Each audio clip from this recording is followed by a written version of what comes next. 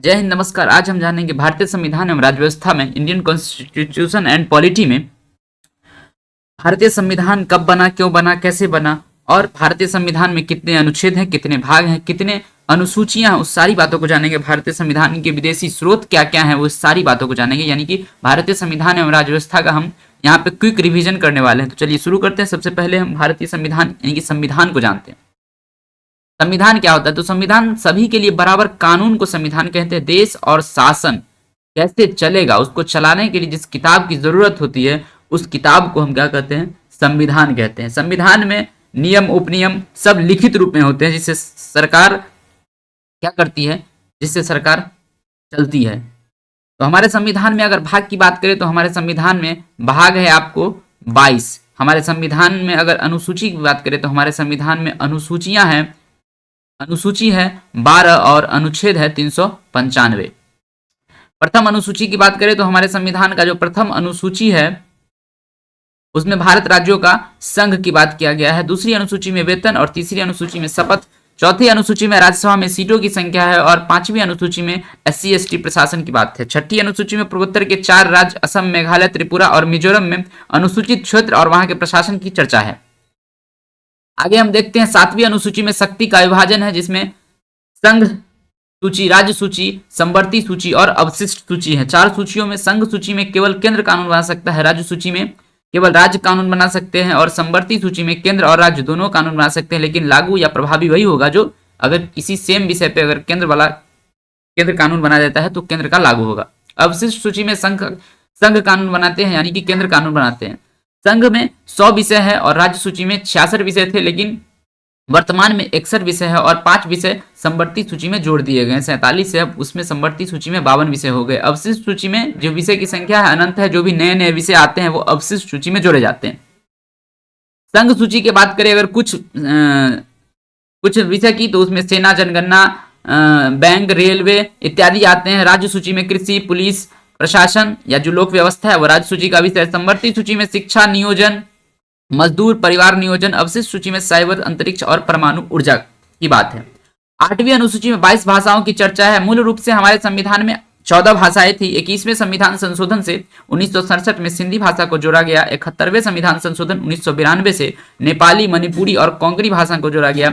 92वें संविधान संशोधन 2003 से 4 भाषा बोडो, डोगरी, मैथिली, संथाली को हमारे संविधान के 8वीं अनुसूची में जोड़ा गया। तो वर्तमान में हमारे संविधान में 22 भाषा है, जो कि कश्मीरी, सिंधी, पंजाबी, हिंदी, बंगाली, असमी, उड़िया, गुजराती, मराठी, कन्नड़, तेलुगु, तमिल, मलयालम, उर्दू, संस्कृत, नेपाली, मणिपुरी, कोंकणी, बोडो, डोगरी, मैथिली, संथाली, ये 22 भाषाएं हमारे संविधान के 8वीं अनुसूची में हैं।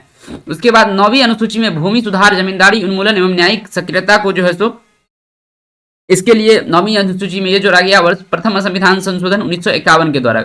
10वीं अनुसूची में दल बदल जोड़ा गया है 52वां संविधान संशोधन 1985 के द्वारा। और 11वीं अनुसूची में पंचायत की चर्चा है, जो कि 73वां संविधान संशोधन 1992 के द्वारा जोड़ा गया है। 12वीं अनुसूची में नगर पालिका की चर्चा है, जो 74वां संविधान संशोधन 1993 के द्वारा जोड़ा गया। अब हम जानते हैं संविधान के भाग 1 में। भाग 1 में क्या है? तो भाग 1 में संघ और राज्य क्षेत्र की चर्चा है, यूनियन एंड इट्स टेरिटरी की चर्चा है। भाग 1 में अनुच्छेद 1 से 4 तक है, जिसमें अनुच्छेद 1 में भारत राज्यों का संघ होगा। यह लिखा गया है कि भारत राज्यों का संघ है, अर्थात इसके राज्य कभी टूटकर अलग नहीं हो सकते। संघ जो है सो 3 प्रकार का होता है। एक होता है कन्फेडरल यानी कि परिसंघ, जिसमें परिसंघ उसे कहते हैं जिसमें छोटे छोटे राज्य आपस में मिलकर अपनी थोड़ी थोड़ी शक्तियां केंद्र को देती है और देश का निर्माण करती है। परिसंघ बहुत कमजोर होता है, इसमें कोई भी देश आसानी से अलग हो जाते हैं। दूसरा होता है फेडरेशन, राज्य मिलकर एक देश का निर्माण करते हैं और हर एक राज्य अपनी कुछ शक्तियों को दे देते हैं और देश को कहते हैं कि आप इन शक्तियों का प्रयोग करें, इससे भी कोई भी राज्य अलग कभी भी हो सकता है। और एक होता है यूनियन, जो कि भारत है, इससे राज्य कभी भी अलग नहीं हो सकते हैं। अमेरिका एक फेडरेशन है और भारत एक क्या है? यूनियन है। अनुच्छेद 2 की बात करें तो अनुच्छेद 2 में संसद किसी विदेशी राज्य को भारत में मिला सकती है। जैसे 16 मई 1975 को 36वें संविधान संशोधन द्वारा सिक्किम को भारत में मिलाया गया। अनुच्छेद 3 में क्या है? तो संसद किसी भी राज्य की सीमा, क्षेत्र और में परिवर्तन कर सकती है। किसी भी राज्य की सीमा, नाम सीमा, क्षेत्र में परिवर्तन कर सकती है, जैसे जम्मू कश्मीर में भी की और झारखंड के भी सीमा क्षेत्र में परिवर्तन, झारखंड को राज्य को बनाया गया। अनुच्छेद 4 में क्या है कि 3 और 4 में जब 3-4 जब कार्यरत हो, अनुच्छेद 3 और 2 और 3, तो राष्ट्रपति क्या करेंगे, हस्तक्षेप नहीं करेंगे। 2 और 3, यहाँ पे 2 और 3 होना चाहिए। उसके बाद जानते हैं भाषाई आधार पर गठित होने वाला पहला जो आयोग था वह था एसके धर आयोग। इसने भाषाई राज्यों पर जो है राज्यों का गठन पर विरोध किया।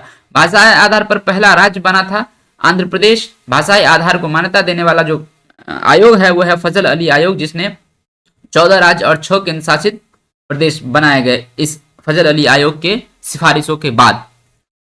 आगे हम देखते हैं अखंड भारत के बारे में बात करते हैं। अखंड भारत जो हमारा था वो 1893 यानी कि 1893 में 1893 में अखंड भारत से क्या हुआ, डुरंड लाइन खींचकर अफगानिस्तान को अलग कर दिया गया, जो कि अखंड भारत का पहला टुकड़ा था। उसके बाद अखंड भारत का दूसरा टुकड़ा 1935 में म्यांमार, जो वर्तमान में जो उस वक्त वर्मा था, उसको अलग कर दिया गया भारत शासन अधिनियम 1935 के द्वारा। उसके बाद अखंड भारत का तीसरा टुकड़ा पाकिस्तान है, जिसे 1947 में विभाजन के द्वारा मुस्लिम जनसंख्या के आधार पर बना दिया गया, जिसमें पूर्वी पाकिस्तान और पश्चिमी पाकिस्तान शामिल है। और वर्तमान में जो पूर्वी पाकिस्तान था वो 1971 में भारत के सहयोग से बांग्लादेश का निर्माण हो चुका है। भारत और पाकिस्तान के बीच रेड लाइन की जो कि बॉर्डर लाइन है उसका नाम है रेड क्लिफ लाइन, और भारत बांग्लादेश के बीच जो लाइन है उसका नाम है जीरो लाइन। जब हमारा देश स्वतंत्र हुआ तो हमारे देश में राजा महाराजा यानी कि देसी रियासतें थे, तो वहां आजाद होने के समय अंग्रेजों ने हमारे देसी रियासतों को 3 विकल्प दिया, या तो पाकिस्तान में मिल जाए, भारत में मिल जाए, या फिर स्वतंत्र रह जाए। जब देश आजाद हुआ तो भारत में 552 से अधिक देसी रियासतें थी। 552 देसी रियासतों को मिलाकर फेडरेशन बनाना संभव नहीं था, इसलिए सरदार पटेल को जिम्मेदारी दी गई थी कि इसे मिलाकर यूनियन बनाइए। इस काम में 3 लोग महत्वपूर्ण भूमिका निभाई, जिसमें पहले थे सरदार पटेल, वीपी मेनन और माउंट बेटेन।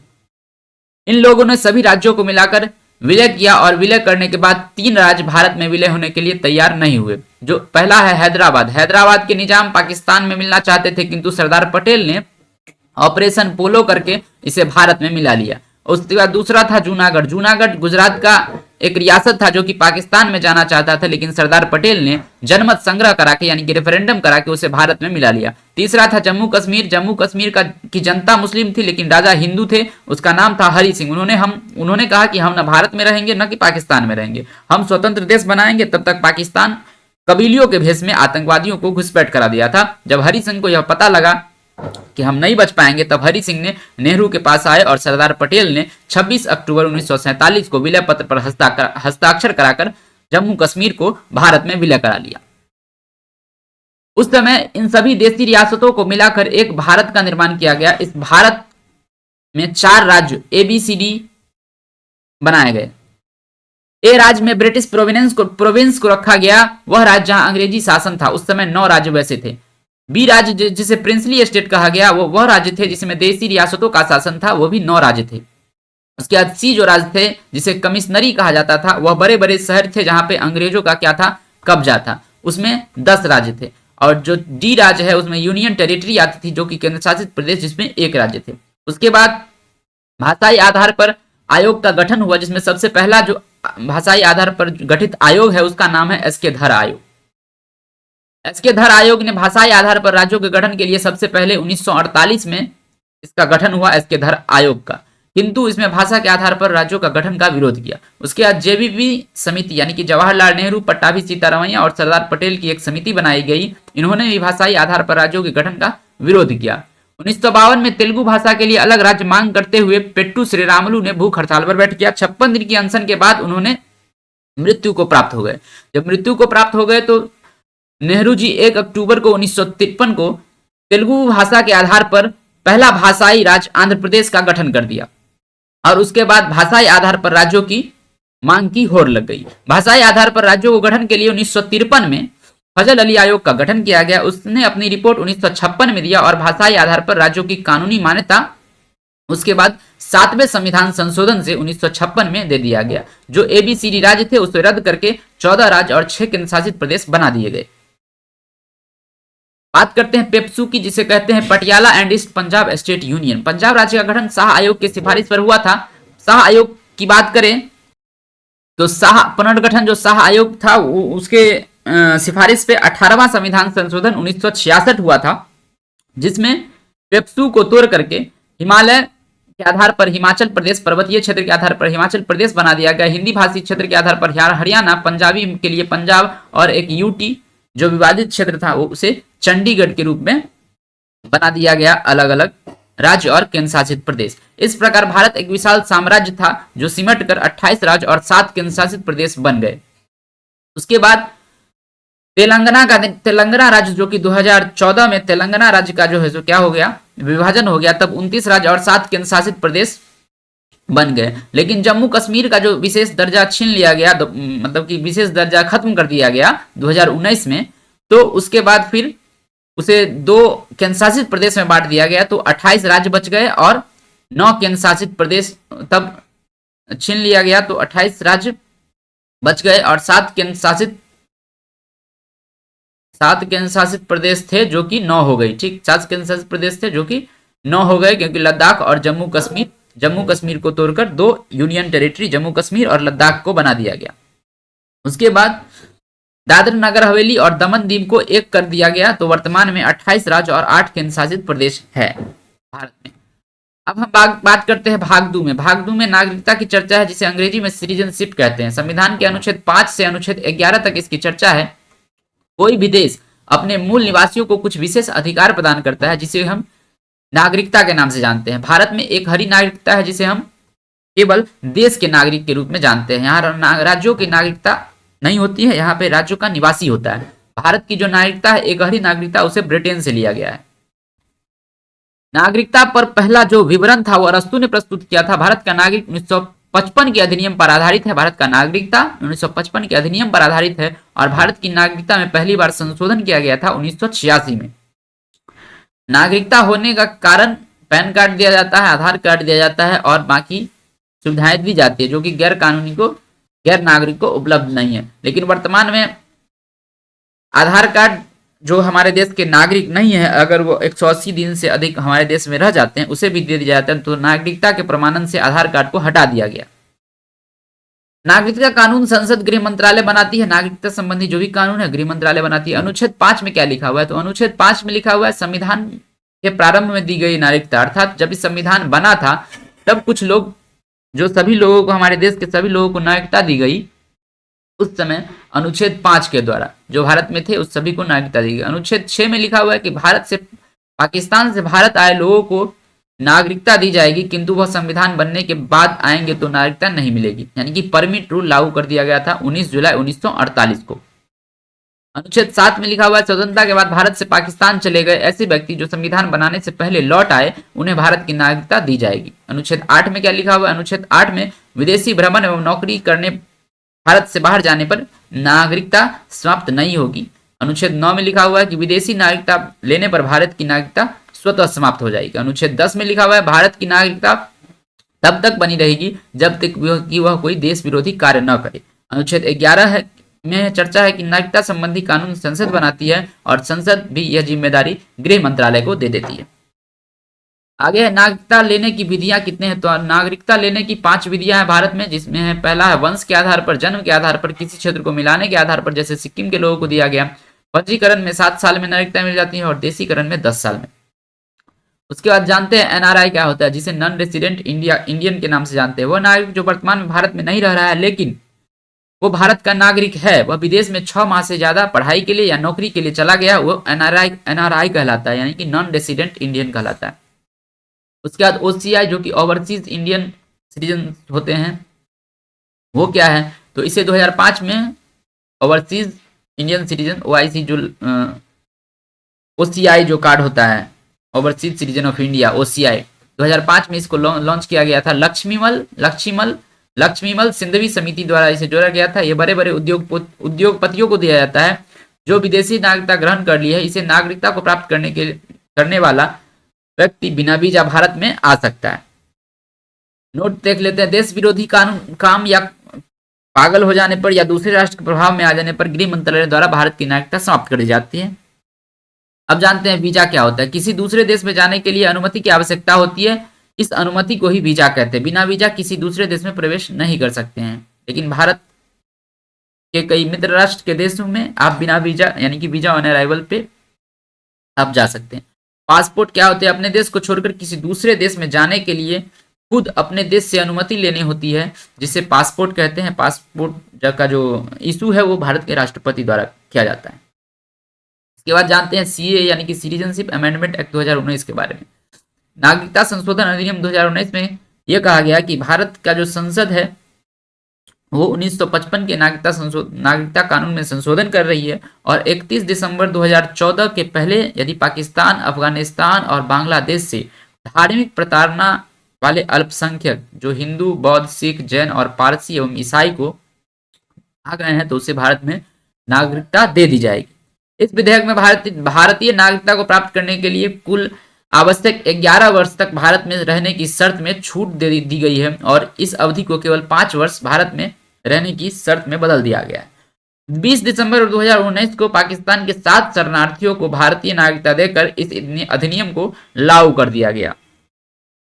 अब देखते हैं एनआरसी के बारे में। एनआरसी यानी कि जिसे हम नेशनल रजिस्टर ऑफ सिटीजन कहते हैं, राष्ट्रीय नागरिक रजिस्टर भारत के राष्ट्रीय नागरिक पंजी, भारत सरकार द्वारा एक पंजी है जिनका उन नागरिकों के नाम है जिसमें असम के वास्तविक यानी कि जो वैध नागरिक है। यह पंजी विशेष रूप से असम के लिए बनाई गई थी। जब पाकिस्तान और बांग्लादेश में लड़ाई चल रही थी तो बहुत सारे लोग वहां से भागकर भारत चले आए थे। ये सभी लोग धार्मिक प्रताड़ित नहीं बल्कि अपने ही देश के लोगों द्वारा प्रताड़ित थे। इस पर सुप्रीम कोर्ट ने वर्ष 2013 में कहा था कि आप एनआरसी लगाइए, भारत सरकार से कहा था, और 24 मार्च 1971 से पहले जितने भी भारत आए हैं उन्हें एक रजिस्टर में मेंटेन कीजिए जिसे एनआरसी कहा गया, और उसे भारत की नागरिकता दे दी जाए। 2015 में एनआरसी का रजिस्टर बनने लगा। एनआरसी में रजिस्टर होने के लिए 2 लिस्ट मिलाकर कुल 30 डॉक्यूमेंट होने आवश्यक होते हैं। यदि आपके पास उस 30 डॉक्यूमेंट्स की कोई डॉक्यूमेंट नहीं है तो आपको 4 महीने का समय मिलेगा। 4 माह के समय के बाद आपको साबित करना पड़ेगा। यदि 4 माह के अंदर आपको साबित नहीं कर पाए तो आप डिस्ट्रिक्ट कोर्ट में जाना पड़ेगा। यदि डिस्ट्रिक्ट कोर्ट में आपको साबित नहीं करना है, आपको नहीं साबित करते हैं तो आपको सुप्रीम कोर्ट जाना पड़ेगा। यदि सुप्रीम कोर्ट भी आपको उसमें अपनी नागरिकता साबित नहीं कर पाते हैं तो आपकी नागरिकता, भारत की जो नागरिकता है उसे समाप्त कर दी जाएगी और आपको डिटेंशन सेंटर में भेज दिया जाएगा। उसके बाद एनपीआर के बारे में जानते हैं। नेशनल पॉपुलेशन रजिस्टर, राष्ट्रीय जनसंख्या रजिस्टर। एनपीआर देश के निवासियों का एक रजिस्टर है। इसे भारतीय नागरिकता अधिनियम 1955 और नागरिकता नियम 2003 के प्रावधानों के आधार पर स्थानीय ग्राम पंचायत, तहसील, राज्य और राष्ट्रीय स्तर पर तैयार किया गया। आपके परिवार कितना है और कौन व्यक्ति कहाँ रहते हैं, इस आधार पर एनपीआर बनेगा।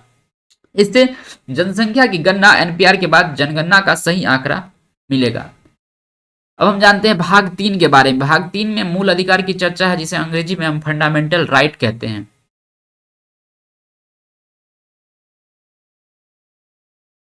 अनुच्छेद 12 से 35 तक इसमें चर्चा है। मूल अधिकार यूएसए से लिया गया, यानी कि मूल अधिकार का जो मूल अधिकार किस देश से लिया गया तो यूएसए से लिया गया है। यह व्यक्ति को जन्म से मिलता है, अतः नैसर्गिक है। मूल अधिकार नैसर्गिक है, इसे जन्म से दिया जाता है। मूल अधिकार पर अस्थायी प्रतिबंध संसद लगा सकती है और अस्थायी निलंबन राष्ट्रपति कर सकते हैं। और मूल अधिकार 20 और 21 कभी नहीं हो सकता है। 29 गलत लिखा हुआ, 20 और 21 का निलंबन कभी नहीं हो सकता है। अनुच्छेद 20 और 21 का। मूल अधिकार का रक्षक सुप्रीम कोर्ट और हाई कोर्ट को कहते हैं। मूल अधिकार के वर्तमान में 6 प्रकार है और संपत्ति का अधिकार जो था मूल अधिकार से हटा दिया गया। समानता का अधिकार अनुच्छेद 14 से 18 में है। स्वतंत्रता का अधिकार 19 से 22 में है। शोषण विरोध अधिकार 23 और 24 में। धार्मिक स्वतंत्रता का अधिकार 25 से 28 में। संस्कृति एवं शिक्षा का अधिकार 29 से 30 में। संपत्ति का अधिकार 31 में, जो कि वर्तमान में कानूनी अधिकार है और 300 के क में रख दिया गया है। संविधान उपचारों का अधिकार अनुच्छेद 32 में। अब देखते हैं अनुच्छेद 12 में क्या है। तो अनुच्छेद 12 में मूल अधिकार के संबंध में राज्य की परिभाषा है। और अनुच्छेद 13 में यदि हमारे मूल अधिकार को किसी दूसरे मूल अधिकार प्रभावित करे तो हमारा मूल अधिकार पर रोक लगाया जा सकता है, यानी कि अल्पीकरण की चर्चा है। अनुच्छेद 14 में यानी कि समानता का अधिकार है। अनुच्छेद 14 से 18 तक। अनुच्छेद 14 में विधि के समक्ष समानता। अनुच्छेद 15 में जाति धर्म लिंग के आधार पर समानता है। अनुच्छेद 16 में लोक नियोजन यानी नौकरी की समानता है। अनुच्छेद 17 में अस्पृश्यता का अंत यानी कि छुआछूत का अंत है। अनुच्छेद 18 में उपाधियों का अंत।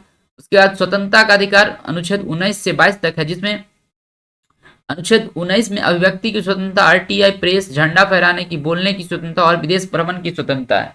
अनुच्छेद अगर 19 की बात करें तो अनुच्छेद 19 में कई सारे क्लॉज है जिसमें लगभग 7 क्लॉज हैं। अनुच्छेद 19 के क्लॉज 1 में लिखा गया है व्यक्ति की स्वतंत्रता। अनुच्छेद 19 के क्लॉज 2 में लिखा गया है सभा करने की स्वतंत्रता। अनुच्छेद 19 के 3 में लिखा गया है संगठन। 4 में भ्रमण करने की स्वतंत्रता। 5 में हमारे देश में बसने की स्वतंत्रता। 6 में संपत्ति अर्जित करने की स्वतंत्रता, जो कि अब वर्तमान में 300 के क में कानूनी अधिकार हो गया है। और 7 में यानी कि अनुच्छेद 19 के क्लॉज 7 में खंड 7 में व्यवसाय करने की स्वतंत्रता दी गई है। उसके बाद अनुच्छेद 20 में एक अपराध की एक सजा यानी कि अपराध से संरक्षण की व्यवस्था की गई है। अनुच्छेद 21 में प्राण एवं दैहिक स्वतंत्रता और निजता का अधिकार है। अनुच्छेद 21 के क में शिक्षा का अधिकार दिया गया है। अनुच्छेद 22 में गिरफ्तारी से संरक्षण की बात की गई है। इसमें 3 प्रकार की स्वतंत्रता दी गई है। अनुच्छेद 22 में पहला है अनुच्छेद 22 के 1 में कि व्यक्ति को गिरफ्तार करने से पहले वारंट यानी कि कारण बताना होगा। अनुच्छेद 22 के 2 में है 24 घंटे के अंदर उसे न्यायालय में सशरीर प्रस्तुत करना किया जाता है। इसे 24 घंटे में यातायात तथा अवकाश का समय नहीं गिना जाता। अनुच्छेद 22 के 3 में कहता है कि गिरफ्तार व्यक्ति को अपने मनपसंद वकील रखने का क्या है अधिकार है। आगे बढ़ते हैं।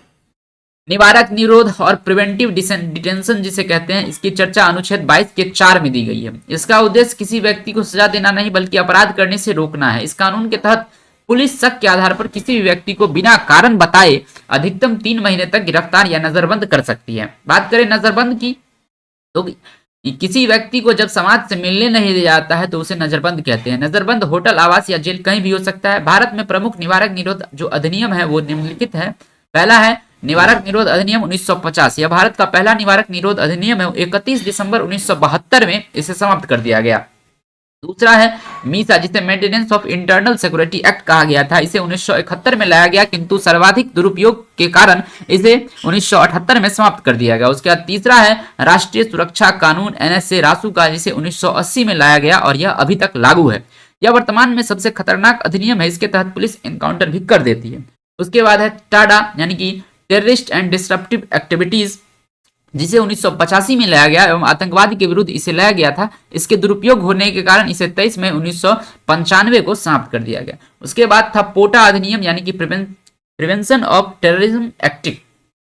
यह भी आतंकवादी के विरोध के लिए लाया गया था और आतंकवादियों को पकड़ने के लिए लाया गया था। इसे वर्ष 2001 में लाया गया था और 2004 में समाप्त कर दिया गया। उसके बाद है शोषण के विरुद्ध अधिकार, जो कि अनुच्छेद 23 और 24 में दिया गया है। अनुच्छेद 23 में बलात् श्रम और बेगारी से संरक्षण है। और अनुच्छेद 24 में 14 वर्ष से कम उम्र के बच्चों को खतरनाक काम में नहीं लगा सकते हैं, इसकी बात चर्चा है।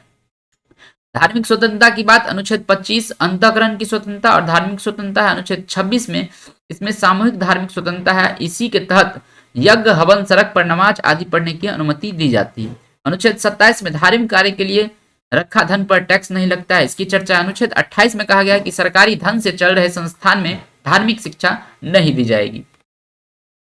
अनुच्छेद 29 और 30 अनुच्छेद 29 और 30 में संस्कृति एवं शिक्षा संबंधी अधिकार है, जो कि अल्पसंख्यकों का अधिकार है। अनुच्छेद 29 में अल्पसंख्यकों के हितों का संरक्षण की बात की गई है। अनुच्छेद 30 में अल्पसंख्यकों के शिक्षा के संरक्षण की बात की गई है। अनुच्छेद 31 में इसमें पैतृक संपत्ति की चर्चा है, जो कि मूल अधिकार था किंतु 44वें संविधान संशोधन 1978 द्वारा इसे कानूनी अधिकार बना दिया गया। अनुच्छेद 300 के क में जोड़ दिया गया। रिमार्क है अनुच्छेद 19 के 6 में अर्जित संपत्ति की चर्चा है, जबकि अनुच्छेद 31 में पैतृक संपत्ति की चर्चा है। मूल अधिकार हम सबको सरकार या जनता कोई छीन नहीं सकता, जबकि कानूनी अधिकार को जनता नहीं छीन सकती किंतु सरकार छीन सकती है। इसके लिए सरकार भूमि अधिग्रहण विधेयक भी लाया था। अनुच्छेद 32 में संवैधानिक उपचारों की चर्चा है, जिसे भीमराव अंबेडकर ने संविधान की आत्मा कहा था। अनुच्छेद 32 के तहत यदि किसी भी व्यक्ति के मूल अधिकार का हनन होता है तो आप डायरेक्ट सुप्रीम कोर्ट या हाई कोर्ट जा सकते हैं। अनुच्छेद 32 के तहत सुप्रीम कोर्ट 5 प्रकार की रीट जारी करते हैं मूल अधिकार के उल्लंघन के मामले में, जिसमें पहला है बंदी प्रत्यक्षीकरण, दूसरा है परमादेश, तीसरा है अधिकार परीक्षा, चौथा है प्रतिषेध और 5वां है उत्प्रेषण। बंदी प्रत्यक्षीकरण, जिसे हॉबियस कॉर्पस कहते हैं, उसमें 24 घंटे के अंदर अंदर न्यायालय में व्यक्तिगत स्वतंत्रता के लिए उसे पेश करना होता है गिरफ्तार किए हुए व्यक्ति को। परमादेश में लापरवाह अधिकारियों पर परमादेश दिया जाता है। अधिकार परीक्षा, अधिकार से अधिक कार्य करने पर, यानी कि जिस कार्य के लिए कोई अधिकारी अधिकृत नहीं है वह कार्य करने पर अधिकार परीक्षा यानी कि कोवेरेंटो जारी किया जाता है। प्रतिषेध यानी कि प्रोहिबिशन न्यायालय की कार्रवाई को रोकने के लिए और न्यायालय के फैसले बदलने के लिए उत्प्रेषण यानी कि सर्चुअरी का प्रयोग किया जाता है। अंबेडकर ने अनुच्छेद 32 को संविधान की आत्मा कहा था और संविधान का जो प्रस्तावना है वह भाग है, किस भाग को संविधान की आत्मा कहते थे, तो प्रस्तावना को। ये 5 प्रकार की रीट अनुच्छेद 226 के तहत हाईकोर्ट भी जारी कर सकता है। अनुच्छेद 33 में राष्ट्रीय सुरक्षा के हित में सेना, मीडिया तथा गुप्तचर के मूल अधिकारी को सीमित कर सकती है। अनुच्छेद 34 में भारत के किसी भी क्षेत्र में सेना का कानून मार्शल लॉ लागू किया जा सकता है। सेना के न्यायालय को कोर्ट मार्शल कहते हैं। सबसे कठोर मार्शल लॉ यानी कि अफस्पा है जो कि arm forces special power act है। अनुच्छेद 35 में भारत भाग 3 में दिए गए मूल अधिकार के लागू होने के विधि की चर्चा है।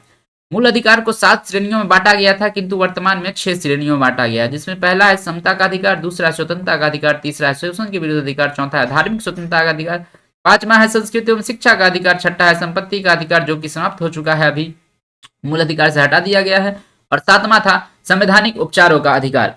समता का अधिकार 14 से 18, स्वतंत्रता अधिकार 19 से 22 और शोषण के विरुद्ध अधिकार 23 से 24 और धार्मिक स्वतंत्रता का अधिकार 25 से 28, संस्कृत एवं शिक्षा का अधिकार 29-30, संपत्ति का अधिकार 31 जो कि वर्तमान में 301 में है, और संवैधानिक उपचारों का अधिकार अनुच्छेद 32 में। अनुच्छेद 14, 40, अनुच्छेद 14, 20, 21, 20 का ए 23, 24, 25 से 28 तक भारतीय तथा विदेशियों दोनों के लिए है, लेकिन अनुच्छेद 15, 16, 19, 29, 30 ये केवल भारतीयों को मिलता है। हड़ताल करना, चक्का जाम करना हमारा मूल अधिकार नहीं है, इसके अन्य व्यक्तियों को मूल अधिकार का हनन होता है।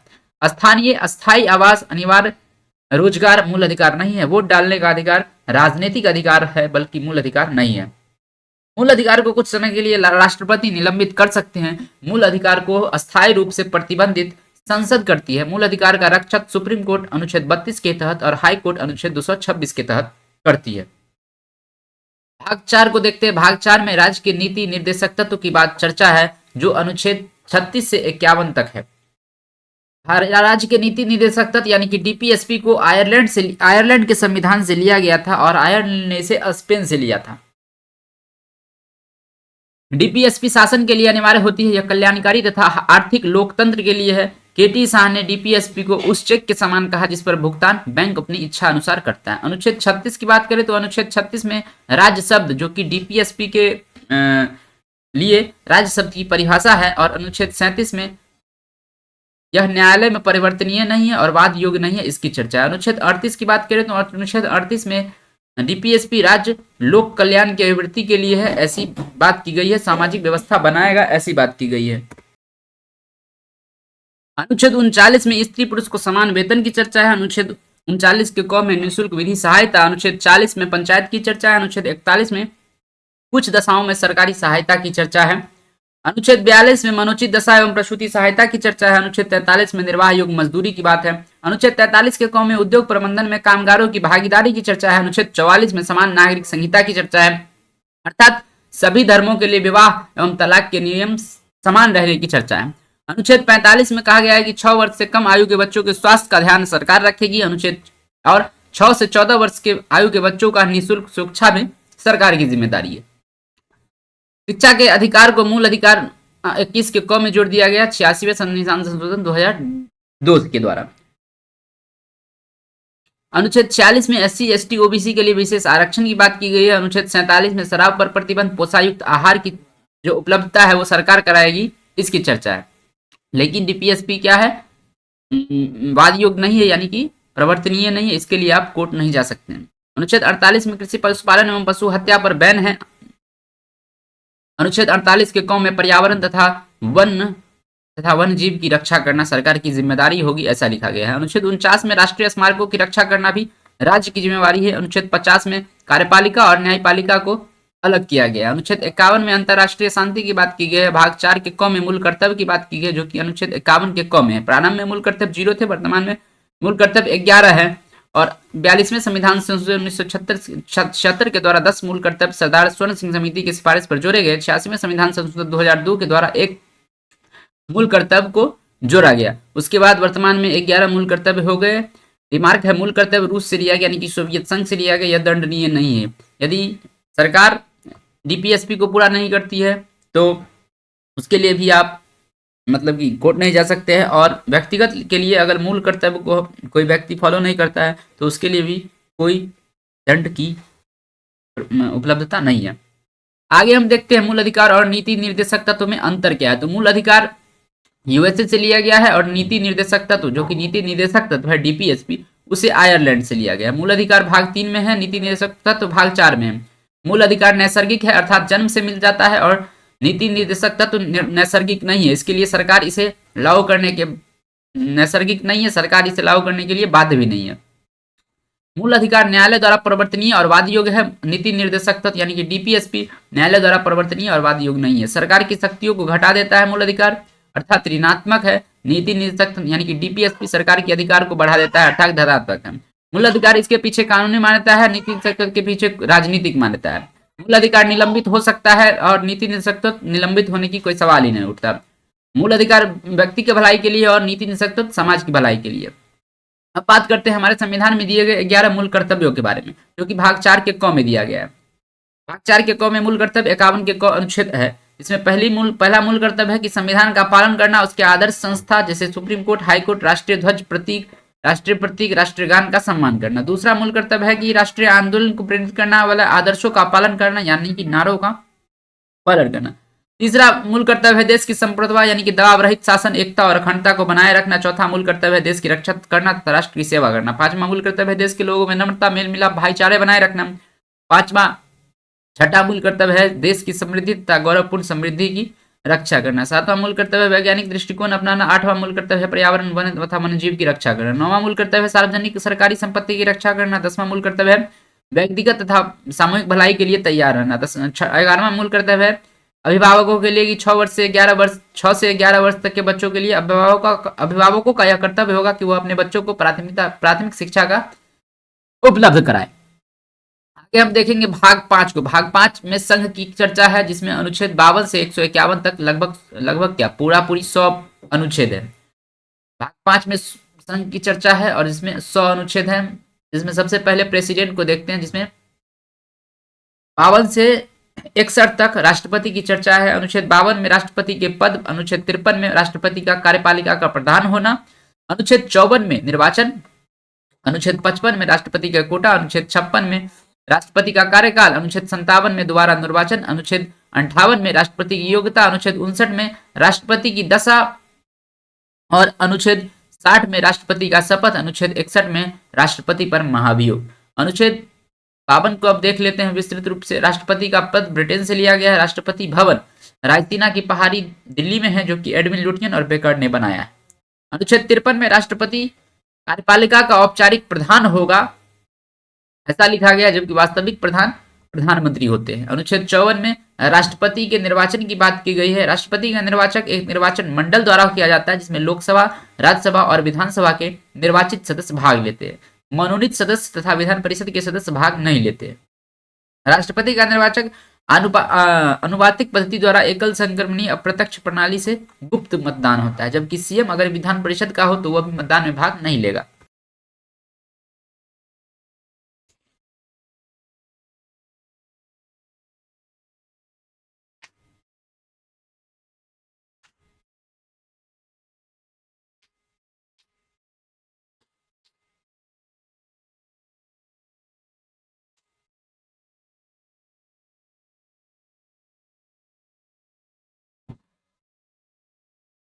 अनुच्छेद 55 में राष्ट्रपति का कोटा की चर्चा है। अनुच्छेद 56 में कार्यकाल 5 वर्ष होता है, इसकी चर्चा है। अनुच्छेद 56 में लिखा हुआ है कि यदि 5 वर्ष के पूर्व राष्ट्रपति का पद खाली हो जाता है तो राष्ट्रपति के रूप में उपराष्ट्रपति या अन्य न्यायाधीश आएंगे। राष्ट्रपति के पद खाली होने के बाद 6 महीने के अंदर अंदर राष्ट्रपति का चुनाव करा लेना होता है। नया राष्ट्रपति पूरे 5 वर्ष के लिए आता है, न कि बचे हुए कार्यकाल के लिए। अनुच्छेद 57 में लिखा हुआ कि एक ही व्यक्ति दोबारा राष्ट्रपति निर्वाचित हो सकते हैं, जैसे कि राजेंद्र प्रसाद हुए। अनुच्छेद 58 में लिखा गया है राष्ट्रपति की योग्यता, जिसमें राष्ट्रपति की योग्यता है भारत का नागरिक हो, 35 वर्ष आयु हो और पागल और दिवालिया नहीं हो। अनुच्छेद 59 में राष्ट्रपति की दशाएं और शर्त तय की गई है, जिसमें लाभ के पद पर न होना, सरकारी नौकरी पर न होना, अनुच्छेद 50 प्रस्तावक और 50 अनुमोदक की चर्चा। अनुच्छेद 59 में 15,000 रुपए जमानत राशि की चर्चा जो है सो है। यदि 1/6 मत नहीं मिलता है तो जमानत राशि जब्त कर ली जाती है। अनुच्छेद 60 में राष्ट्रपति की शपथ की चर्चा है। राष्ट्रपति को शपथ सुप्रीम कोर्ट के मुख्य न्यायाधीश दिलाते हैं।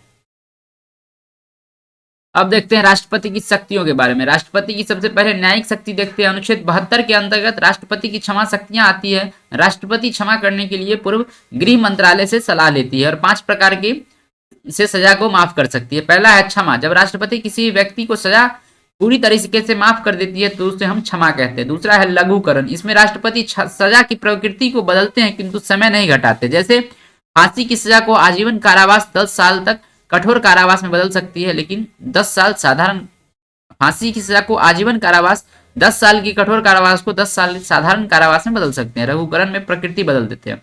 प्रतिहार में इसमें राष्ट्रपति समय घटाते हैं किंतु प्रकृति नहीं। जैसे 10 साल किसी कठोर कारावास की व्यवस्था है तो उसे 5 साल कठोर कारावास दे सकती है। इसका प्रयोग फांसी की सजा पर नहीं हो सकता है। विराम जो क्षमा शक्ति है उसमें किसी कैदी को स्वास्थ्य उचित नहीं है तो उसकी सजा पर राष्ट्रपति कुछ समय के लिए रोक लगा देती है। प्रविलंबन की बात है तो राष्ट्रपति जब फांसी की सजा को कुछ समय के लिए रोक लगाता है तो उसे हम प्रविलंबन कहते हैं। या उस अधिकार के लगाया जाता है जब कैदी दया याचिका अपील कर सके।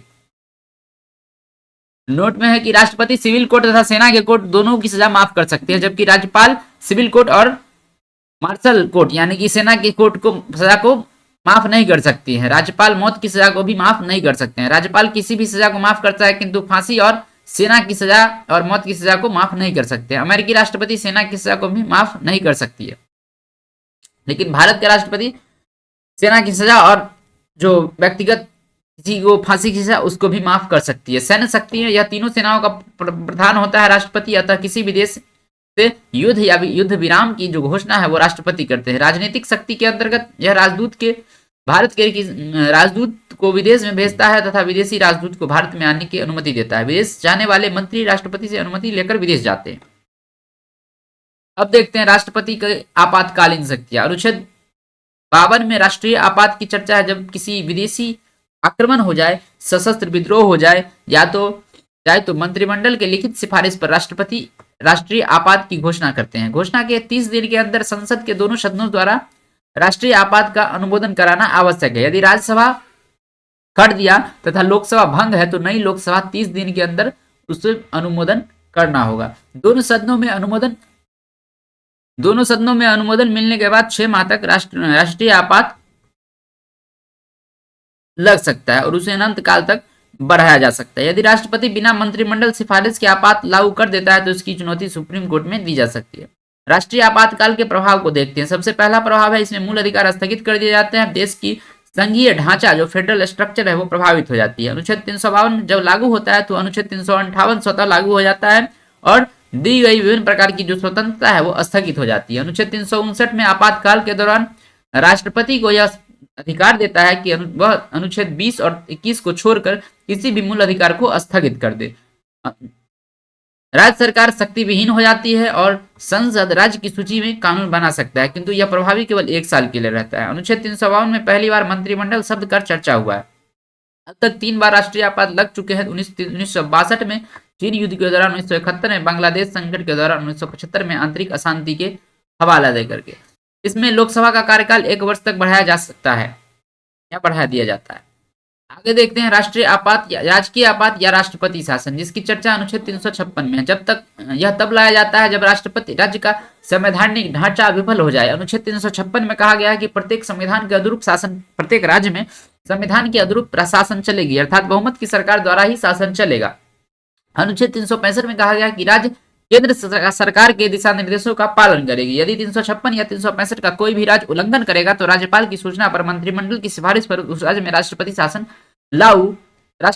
लागू कर दिया जाता है। राजकीय आपात का अनुमोदन 60 दिन के अंदर भीतर कराना होता है। यदि राज्यसभा ने कर दिया तो लोकसभा अनुमोदन की पूर्व भंग हो गई तो नई लोकसभा को 30 दिन के अंदर इसका अनुमोदन करना होता है। संसद के दोनों सदनों से अनुमोदन मिलने के बाद 6 माह तक लागू रह सकता है।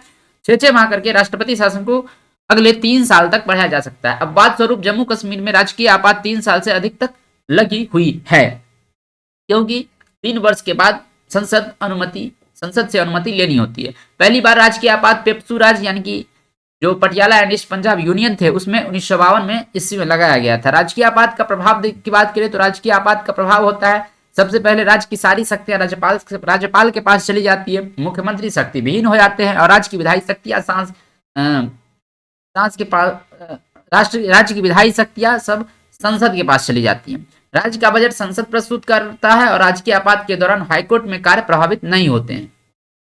आगे देखते हैं वित्तीय आपात यानी कि 360 अनुच्छेद 360 की बात। इसे यूएसए के संविधान से लिया गया और बाकी जो दो आपात हैं यानी कि राजकीय आपात और राष्ट्रीय आपात उसे जर्मनी के संविधान से लिया गया। वित्तीय आपात की बात करें तो इसे अनुच्छेद 360 में रखा गया है जिसे यूएसए के संविधान से लाया गया है। इसे तब लगाया जाता है जब देश वित्तीय स्थिति में काफी खराब हो। इसे मंत्रिमंडल की सलाह पर लागू कर सकते हैं, इसे मौखिक सलाह पर भी लागू किया जाता है। संसद के दोनों सदनों द्वारा 60 दिनों के अंदर इसका अनुमोदन करना होता है। यदि राज्यसभा के ने अनुमोदन कर दिया और लोकसभा भंग हो गया तो नई लोकसभा 30 दिनों के अंदर इसे अनुमोदन करना होता है। एक बार अनुमोदन मिलने के बाद जब तक संसद नहीं हटाती है यह नहीं हटता है। यह अभी तक कभी लागू नहीं किया गया हमारे देश में वित्तीय आपात। वित्तीय आपात के प्रभाव की बात करें तो वित्तीय आपात में राष्ट्रपति के वेतन को छोड़कर से सभी सरकारी कर्मचारी का वेतन काट लिया जाता है, सरकारी खर्च में कटौती की जाती है और टैक्स बढ़ा दिया जाता है। बात करें राष्ट्रीय आपात की तो इसकी चर्चा अनुच्छेद 352 में है। संसद इसे 30 दिनों के अंदर अनुमोदन करती है और नई लोकसभा 30 दिनों के अंदर ही अनुमोदन करती है। राजकीय आपात की चर्चा अनुच्छेद 356 में है जिसे संसद 60 दिनों के अंदर अनुमोदन करती है और अगर नई लोकसभा है तो उसे 30 दिन के अंदर अनुमोदन करना होता है। वित्तीय आपात की चर्चा अनुच्छेद 360 में इसे संसद 60 दिनों के अंदर अनुमोदन करती है और नई लोकसभा को 30 दिनों के अंदर अनुमोदन करना होता है। अब देखते हैं राष्ट्रपति के विवेकाधिकार शक्ति को। इस शक्ति का प्रयोग राष्ट्रपति अपनी इच्छा अनुसार करते हैं। इसका प्रयोग लोकसभा के त्रिशंकु होने पर किया जाता है, अर्थात किसी को बहुमत न मिलने पर राष्ट्रपति विवेकाधिकार शक्ति का प्रयोग करते हैं। जब लोकसभा में किसी को बहुमत नहीं मिलता है तो राष्ट्रपति किसी भी दल के नेता को पीएम घोषित कर देते हैं और 30 दिन के भीतर बहुमत सिद्ध करने को कहते हैं। यदि उसने 30 दिन के भीतर बहुमत सिद्ध नहीं करा तो वह पीएम होगा, अन्यथा दोबारा 30 दिन के भीतर अगर बहुमत सिद्ध कर दिया तो वह पीएम होगा, अन्यथा दोबारा चुनाव होगा। बात करें राष्ट्रपति की वीटो की शक्ति तो राष्ट्रपति किसी भी विधेयक को रोकने की शक्ति वीटो शक्ति कहलाती है। राष्ट्रपति विधेयक को रोकने की शक्ति वीटो शक्ति कहलाती है। यह 3 प्रकार की होती है: अत्यंतकारी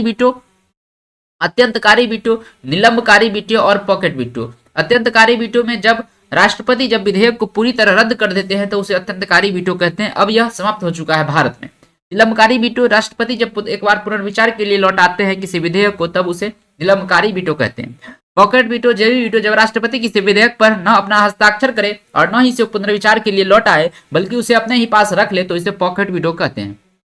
जैसे डाक संशोधन विधेयक 1986 को राष्ट्रपति ज्ञानी जेल सिंह ने अपने पास रख लिया था, यानी कि जेबी वीटो लगा दिया था।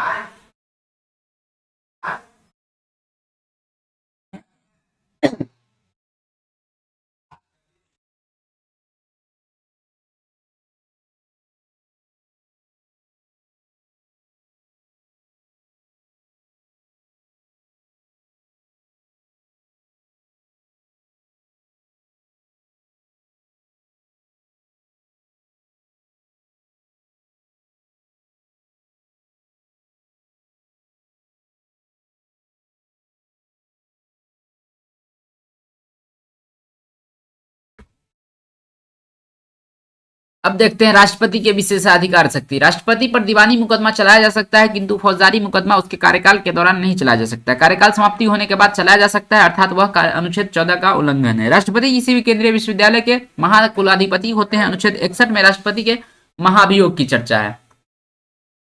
राष्ट्रपति पर महाभियोग किसी भी सदन से प्रारंभ हो सकता है। प्रारंभ होने के लिए 1/4 बहुमत मत की आवश्यकता होती है। इसे पारित करने के लिए महाभियोग को पारित करने के लिए कुल सदस्य का बहुमत और उपस्थित एवं मतदान का 2/3 बहुमत की आवश्यकता होती है। दूसरे सदन से भेजने से पूर्व इसे 14 दिन पूर्व राष्ट्रपति को सूचना देना होता है और दूसरे सदन में भी अगर 2/3 बहुमत से पारित कर दिया तो महाभियोग पारित हो जाता है। जब किसी व्यक्ति पर महाभियोग, अभी तक किसी भी राष्ट्रपति पर भारत में महाभियोग नहीं लगा है। 2 राष्ट्रपति कार्यकाल के दौरान निधन हो गया, जिसमें पहले थे जाकिर हुसैन, दूसरे थे फखरुद्दीन अली अहमद। अब तक 3 कार्यवाहक राष्ट्रपति हुए हैं, जिसमें पहला नाम है बीबी गिरी, दूसरा है एम हिदायतुल्लाह और तीसरे हैं बीडी जत्ती। अनुच्छेद 331 के तहत राष्ट्रपति 2 एंग्लो इंडियन और लोकसभा में और अनुच्छेद 80 के तहत 12 राज्यसभा में मनोनीत किया जाता है। लेकिन संविधान 104वें संविधान संशोधन के द्वारा 2 एंग्लो इंडियन का जो मनोनयन था उसे रद्द कर दिया गया। अब ये समाप्त हो चुका है।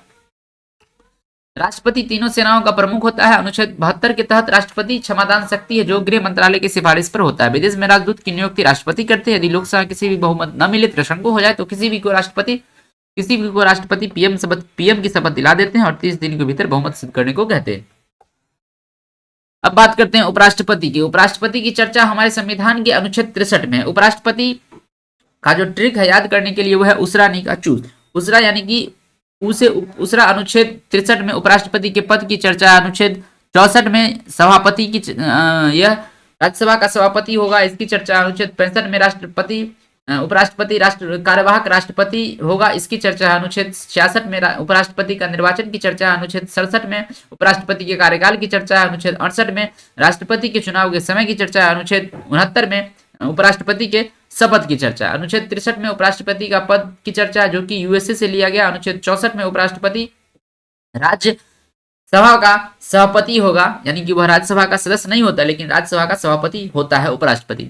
इसके अनुपस्थित में उपसभापति सभापति का कार्य करते हैं। अनुच्छेद 65 में लिखा गया है कि उपराष्ट्रपति कार्यवाहक राष्ट्रपति का कार्य करता है। अनुच्छेद 66 में लिखा हुआ है कि उपराष्ट्रपति के निर्वाचन में संसद LS+RS के सभी सदस्य भाग लेते हैं, इसमें विधानमंडल भाग नहीं लेता है।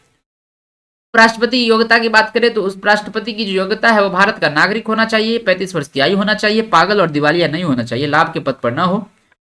शर्त है कि 20 प्रस्तावक 20 अनुमोदक होना चाहिए, 15,000 जमानत राशि दे दी, जमानत राशि 15,000 है। अनुच्छेद 67 में उपराष्ट्रपति का कार्यकाल की चर्चा, जिसे 5 वर्ष सामान्यतः 5 वर्ष का उपराष्ट्रपति का कार्यकाल होता है। यदि इससे पहले पद खाली होता है तो नया उपराष्ट्रपति 5 वर्ष के लिए ही आता है, न कि बचे हुए कार्यकाल के लिए।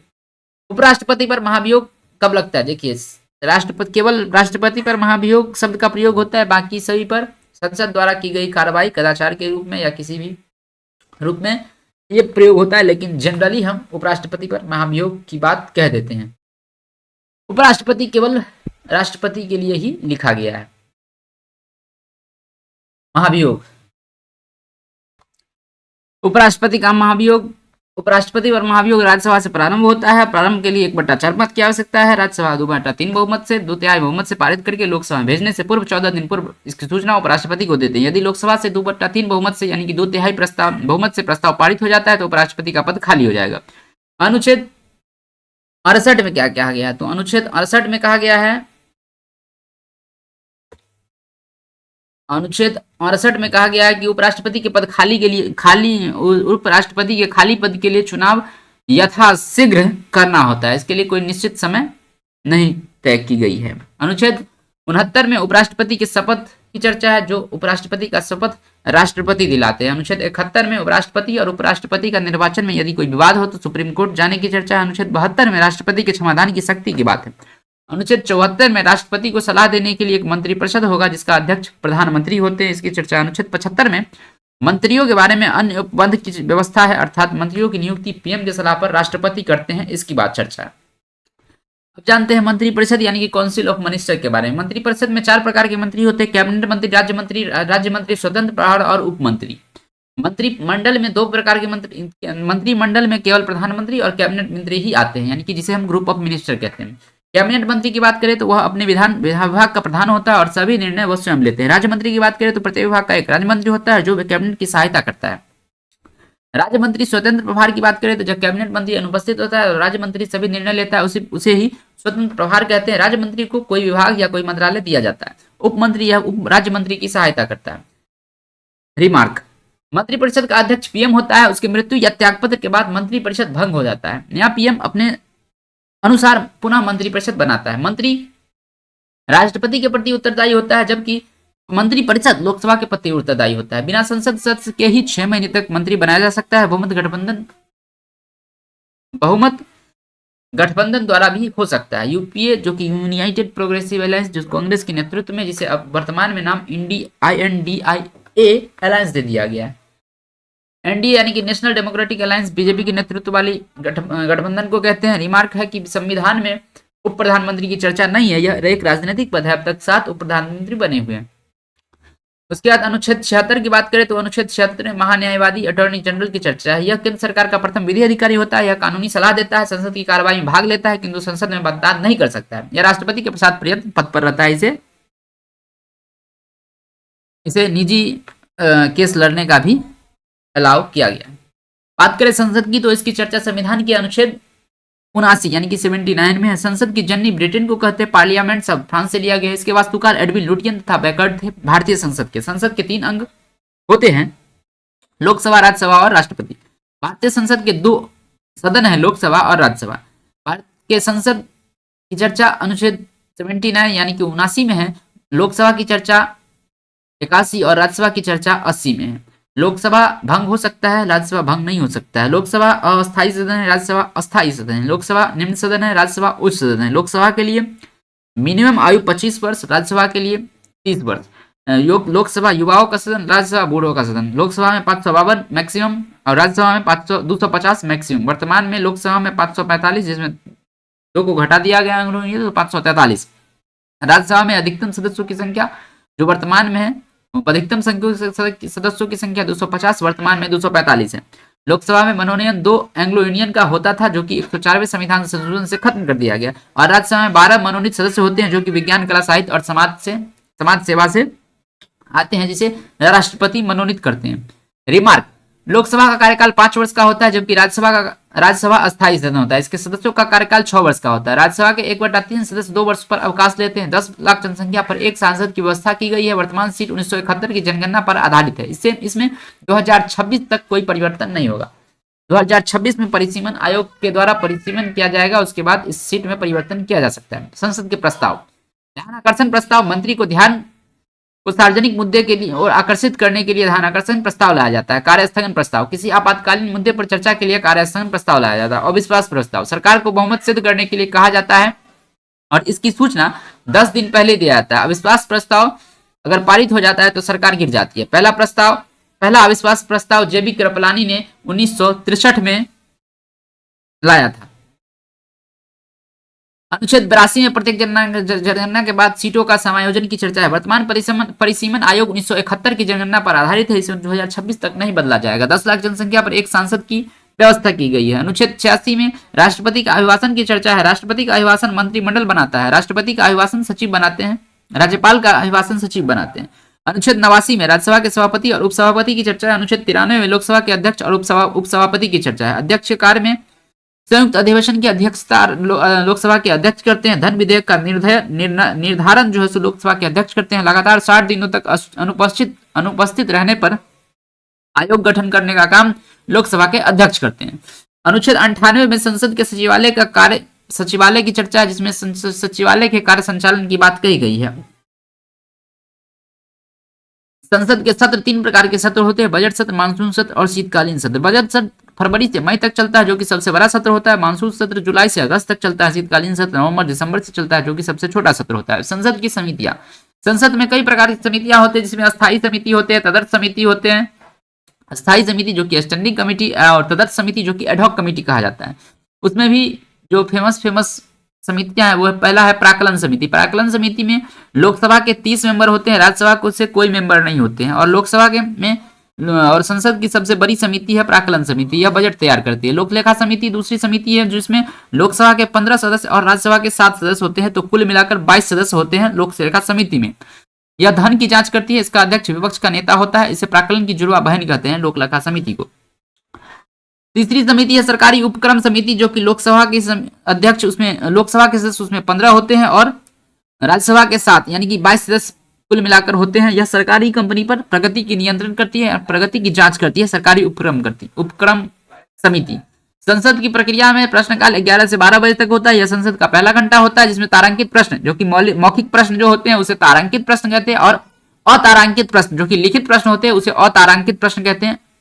स्टार्ट और नॉन स्टार्ट क्वेश्चन पूछे जाते हैं प्रश्नकाल में 11 से 12 बजे तक। शून्यकाल 12 से 1 बजट को कहते हैं। यह संसद का दूसरा घंटा होता है जिसमें कोई नियम कानून नहीं होता है, कुर्ताफार हंगामा होता है। अनुच्छेद 100 में गणपूर्ति अर्थात 1/10 सदस्य को उपस्थित होने की बात की गई। यदि लोकसभा में 1/10 या संसद में 1/10 सदस्य नहीं मौजूद होते हैं तो लोकसभा की कार्रवाई या संसद की कार्रवाई नहीं शुरू की जा सकती है। गणपूर्ति की चर्चा है अनुच्छेद 100 में। अनुच्छेद 108 में दोनों सदनों में विवाद होने पर राष्ट्रपति संयुक्त अधिवेशन बुलाते हैं। इसकी अध्यक्षता लोकसभा का अध्यक्ष करते हैं।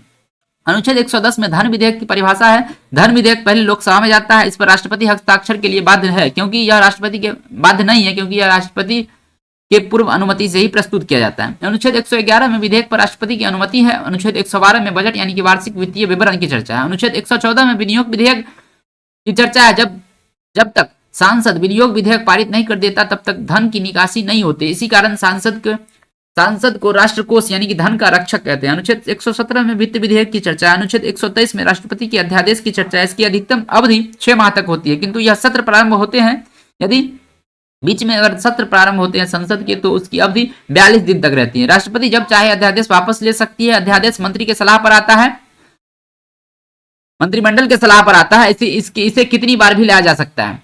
अब बात करते हैं सुप्रीम कोर्ट की। सुप्रीम कोर्ट की चर्चा भारत के संविधान के अनुच्छेद 124 में है। सुप्रीम कोर्ट को यूएसए से लिया गया है। सुप्रीम कोर्ट के जजों की योग्यता की बात करें तो उसमें हाई कोर्ट में 10 साल का वकील होना और सुप्रीम हाई कोर्ट में 5 साल जज होना, राष्ट्रपति की नजर में कानून का अच्छा जानकार होना सुप्रीम कोर्ट की जज की योग्यता है। वर्तमान में सुप्रीम कोर्ट में 33 जज और एक मुख्य न्यायाधीश, कुल मिलाकर 34 जज हैं। सुप्रीम कोर्ट के न्यायाधीश की जो कार्यकाल है वो 65 वर्ष तक है, 65 वर्ष की आयु तक है। जजों की नियुक्ति कॉलेजियम द्वारा होती है, जिसकी कॉलेजियम में सुप्रीम कोर्ट के 5 सीनियर जज होते हैं। इन्हें हटाने के लिए महाभियोग जैसी प्रक्रिया का पालना करना होता है। महाभियोग केवल राष्ट्रपति के लिए यूज होता है, बाकी के लिए संसद द्वारा या कदाचार पर संसद द्वारा कार्रवाई कही जाती है। किसी भी न्यायाधीश को हटाने के लिए संसद में प्रस्ताव लाना होता है। प्रस्ताव को कुल सदस्यों के बहुमत तथा उपस्थित एवं मतदान के 2/3 बहुमत प्रस्ताव से हटाया जा सकता है। इन्हें हटाने के लिए उसके बाद अनुच्छेद 127 में एडहॉक जज यानी कि तदर्थ न्यायाधीश की चर्चा। इसका अर्थ होता है इस कार्य के लिए जब सुप्रीम कोर्ट में जजों की संख्या कमी होती है तब हाई कोर्ट से जज अस्थायी तौर पर मंगा लिए जाते हैं, जिसे एडहॉक कहते हैं। अनुच्छेद 131 में जज में सुप्रीम कोर्ट में आरंभिक अधिकारिता की बात है, अर्थात वैसे मुकदमा जो केवल सुप्रीम कोर्ट में ही सुलझाए जा सकते हैं, उसकी चर्चा अनुच्छेद 131 में है। जैसे केंद्र राज्य के विवाद केवल सुप्रीम कोर्ट में सुना जा सकता है, राज्य का विवाद केवल सुप्रीम कोर्ट में सुना जा सकता है। अनुच्छेद 137 में न्यायिक पुनरावलोकन की चर्चा, अर्थात न्यायालय अपने फैसले को बदल सकती है। रिमार्क, संवैधानिक मामले पर 5 जज का होना अनिवार्य है। केशवानंद भारती में 11 जज थे और गोलकनाथ में 11, केशवानंद भारती में 13 जज थे और गोलकनाथ में 11 जज थे। अनुच्छेद 143 की बात करें तो अनुच्छेद 143 में सुप्रीम कोर्ट के मुख्य न्यायाधीश राष्ट्रपति से सलाह ले सकते हैं, किंतु सुप्रीम कोर्ट के मुख्य न्यायाधीश से राष्ट्रपति सलाह ले सकते हैं, किंतु सलाह देने के लिए सुप्रीम कोर्ट के मुख्य न्यायाधीश बाध्य नहीं है और राष्ट्रपति भी वो उनके सलाह को मानने के लिए बाध्य नहीं है। अनुच्छेद 148 में नियंत्रक एवं महालेखा परीक्षक यानी कि सीएजी की चर्चा है। कंप्ट्रोलर एंड ऑडिटर जनरल की चर्चा है। यह केंद्र तथा राज्य दोनों के खर्च यानी कि जो लेखा जोखा उसकी जांच करता है। सीएजी 65 वर्ष की आयु या 6 वर्ष तक कार्यकाल कर 6 वर्ष जो भी पहले हो उतना तक कार्यभार संभालता है। इसे हटाने के लिए महाभियोग जैसी प्रक्रिया का लाना होता है। भाग 6 में चर्चा है। भाग 6 में राज्य की चर्चा है। भाग 6 में राज्य की चर्चा है, जिसे अनुच्छेद 152 से 237 तक जगह दी गई है। राज्यपाल में अनुच्छेद 153 में राज्यपाल की पद की चर्चा है। अनुच्छेद 154 में राज्यपाल कार्यपालिका का प्रधान होता है, इसकी चर्चा है। अनुच्छेद 155 राज्यपाल की नियुक्ति की चर्चा है। अनुच्छेद 156 में राज्यपाल के कार्यकाल की चर्चा है। अनुच्छेद 157 में राज्यपाल की योग्यता की चर्चा है। अनुच्छेद 158 में राज्यपाल की शर्त की चर्चा है। अनुच्छेद 159 में राज्यपाल की शपथ की चर्चा है। अनुच्छेद 153 देखते हैं। अनुच्छेद 153 में राज्यपाल के पद की चर्चा है। यह कनाडा से लिया गया। एक ही व्यक्ति 2 राज्यों का राज्यपाल हो सकता है। राज्यपाल की नियुक्ति पीएम के सलाह पर राष्ट्रपति करते हैं। यह राष्ट्रपति के पश्चात पर्यंत अपने पद पर रहते हैं। राज्यपाल उस राज्य के निवासी नहीं होना चाहिए जिस राज्य का उसे राज्यपाल बनाया जाता है। राज्यपाल राज्य विश्वविद्यालय के कुलाधिपति होते हैं। राज्यपाल को शपथ हाईकोर्ट के मुख्य न्यायाधीश दिलाते हैं। अनुच्छेद 161 में कहा गया है कि इस अनुच्छेद के द्वारा राज्यपाल मृत्यु दंड को छोड़कर शेष सभी दंड को माफ कर सकता है। अनुच्छेद 164 में कहा गया कि मुख्यमंत्री की नियुक्ति की चर्चा है अनुच्छेद 164 में। अनुच्छेद 165 में राज्य सरकार का विधि अधिकारी महाधिवक्ता यानी कि एडवोकेट जनरल होता है, इसकी चर्चा है। यह सदन को में मतदान नहीं कर सकता, केवल कार्रवाई में भाग ले सकता है। अनुच्छेद 168 में विधानमंडल की चर्चा है। इसके दो सदन होते हैं, विधानसभा और विधान परिषद। विधानमंडल के 3 अंग होते हैं, विधानसभा, विधान परिषद और राज्यपाल। अनुच्छेद 169 में विधान परिषद के सृजन की चर्चा। यदि किसी राज्य में विधान परिषद नहीं है और उस राज्य का विधानसभा विधान परिषद बनाना चाहता है तो अनुच्छेद 169 के तहत विधान परिषद के गठन की प्रस्ताव पारित करके संसद को भेजना होता है। संसद अनुमति देने के बाद उस राज्य में विधान परिषद का गठन कर सकती है। अनुच्छेद 170 में विधानसभा की चर्चा है। अनुच्छेद 171 में विधान परिषद की चर्चा है। अनुच्छेद 168 में विधान मंडल की चर्चा है। अनुच्छेद 170 में विधानसभा और अनुच्छेद 171 में विधान परिषद। विधानसभा को निम्न सदन, अस्थायी सदन या प्रथम सदन कहते हैं। विधानसभा के लिए मिनिमम आयु 25 वर्ष। विधानसभा की जो मैक्सिमम सीटों की संख्या है 500। विधान परिषद को उच्च या अस्थायी सदन कहते हैं, यहाँ इसे द्वितीय सदन कहते हैं। इसके लिए मिनिमम आयु 30 वर्ष और मैक्सिमम इसकी जो सीट की संख्या है वो विधानसभा के 1/3 होती है। विधान परिषद की संरचना 1/3 विधानसभा के सदस्य चुनते हैं और विधान परिषद के जो 1/3 सदस्य उसे स्थानीय सरकार चुनती है। 1/6 सदस्य राज्यपाल मनोनीत करते हैं और 1/12 सदस्य शिक्षक चुनते हैं। 1/12 सदस्य जो स्नातक किए हुए हैं वो चुनते हैं विधान परिषद की। अनुच्छेद 202 में राज्य के बजट की चर्चा। अनुच्छेद 212 में राज्यपाल का अध्यादेश है। अनुच्छेद 214 में उच्च न्यायालय यानी कि हाईकोर्ट की चर्चा है। उच्च न्यायालय 1935 के अधिनियम से लागू किया गया। प्रथम उच्च न्यायालय 1861 में कोलकाता, मुंबई और मद्रास में स्थापित किया गया। उच्च न्यायालय में जज बनने के लिए 5 वर्ष जज होना या फिर 10 वर्ष वकील होना आवश्यक है। अनुच्छेद 226 में उच्च न्यायालय की मूल अधिकार के लिए 5 प्रकार के रीट जारी करने की शक्ति प्रदान की गई है। तलाक विवाद, वसीयत, सांसद विधायक का विवाद डायरेक्ट हाईकोर्ट में सुना जाता है। अनुच्छेद 233 में निचली अदालत यानी कि लोअर कोर्ट यानी कि डिस्ट्रिक्ट कोर्ट की चर्चा है। निचली अदालत 2 प्रकार की होती है, दीवानी और फौजदारी। दीवानी मामलों में सिविल कोर्ट जिसे व्यवहार न्यायालय कहते हैं, जो धन संबंधित होते हैं, और फौजदारी मामले सेशन कोर्ट जिसे अपराध संबंधित होते हैं। परिवार न्यायालय पारिवारिक विवाद के लिए, लोक अदालत आपसी समझौता। लोक अदालत से ऊपर कोई अदालत नहीं माना जाता। लोक अदालत के विरुद्ध आप कोर्ट नहीं जा सकते हैं क्योंकि आपसी समझौता होता है। भाग 8 में संघ राज्य क्षेत्र यानी कि यूटी की चर्चा है। भाग 8 में दूरी के आधार पर अंडमान निकोबार लक्षद्वीप को बनाया गया। छोटे होने के कारण लवणद्वीप, दादर नागर हवेली को बनाया गया। संस्कृति के आधार पर पांडुचेरी को बनाया गया। विवाद के कारण चंडीगढ़ को बनाया गया और राष्ट्रीय महत्व के लिए जम्मू कश्मीर, लद्दाख, दिल्ली को बनाया गया। भाग 9 में पंचायत की चर्चा है जो कि अनुच्छेद 243 के क से 9 तक है। 1952 में राष्ट्रीय विकास कार्यक्रम की शुरुआत की गई। 1953 में राष्ट्रीय विस्तार सेवा की शुरुआत की गई। 1957 में बलवंत राय मेहता समिति के सिफारिश पर पंचायतों के त्रिस्तरीय व्यवस्था की बात की गई। 9 अक्टूबर 1959 को नागौर राजस्थान में पंचायत की व्यवस्था सबसे पहले की गई। उसके बाद 1977 में अशोक मेहता समिति ने द्विस्तरीय पंचायत की बात की।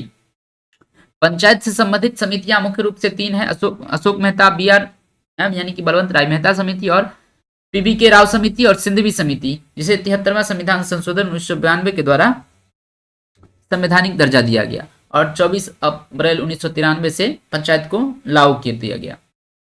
त्रिस्तरीय पंचायत में ग्राम पंचायत, ब्लॉक पंचायत और जिला पंचायत आते हैं। त्रिस्तरीय पंचायत में ग्राम पंचायत गांव के लेवल पर ग्राम पंचायत जिसमें अप्रत्यक्ष रूप से चुनाव होता है आधारित लोकतंत्र है। ब्लॉक पर पंचायत समिति और जिला के लेवल पर जिला पंचायत होते हैं। सभी स्तरों पर सुप्रीम SC ST फीमेल का आरक्षण होता है। फीमेल का 1/3 आरक्षण है जबकि बिहार में फीमेल को 1/2 आरक्षण है।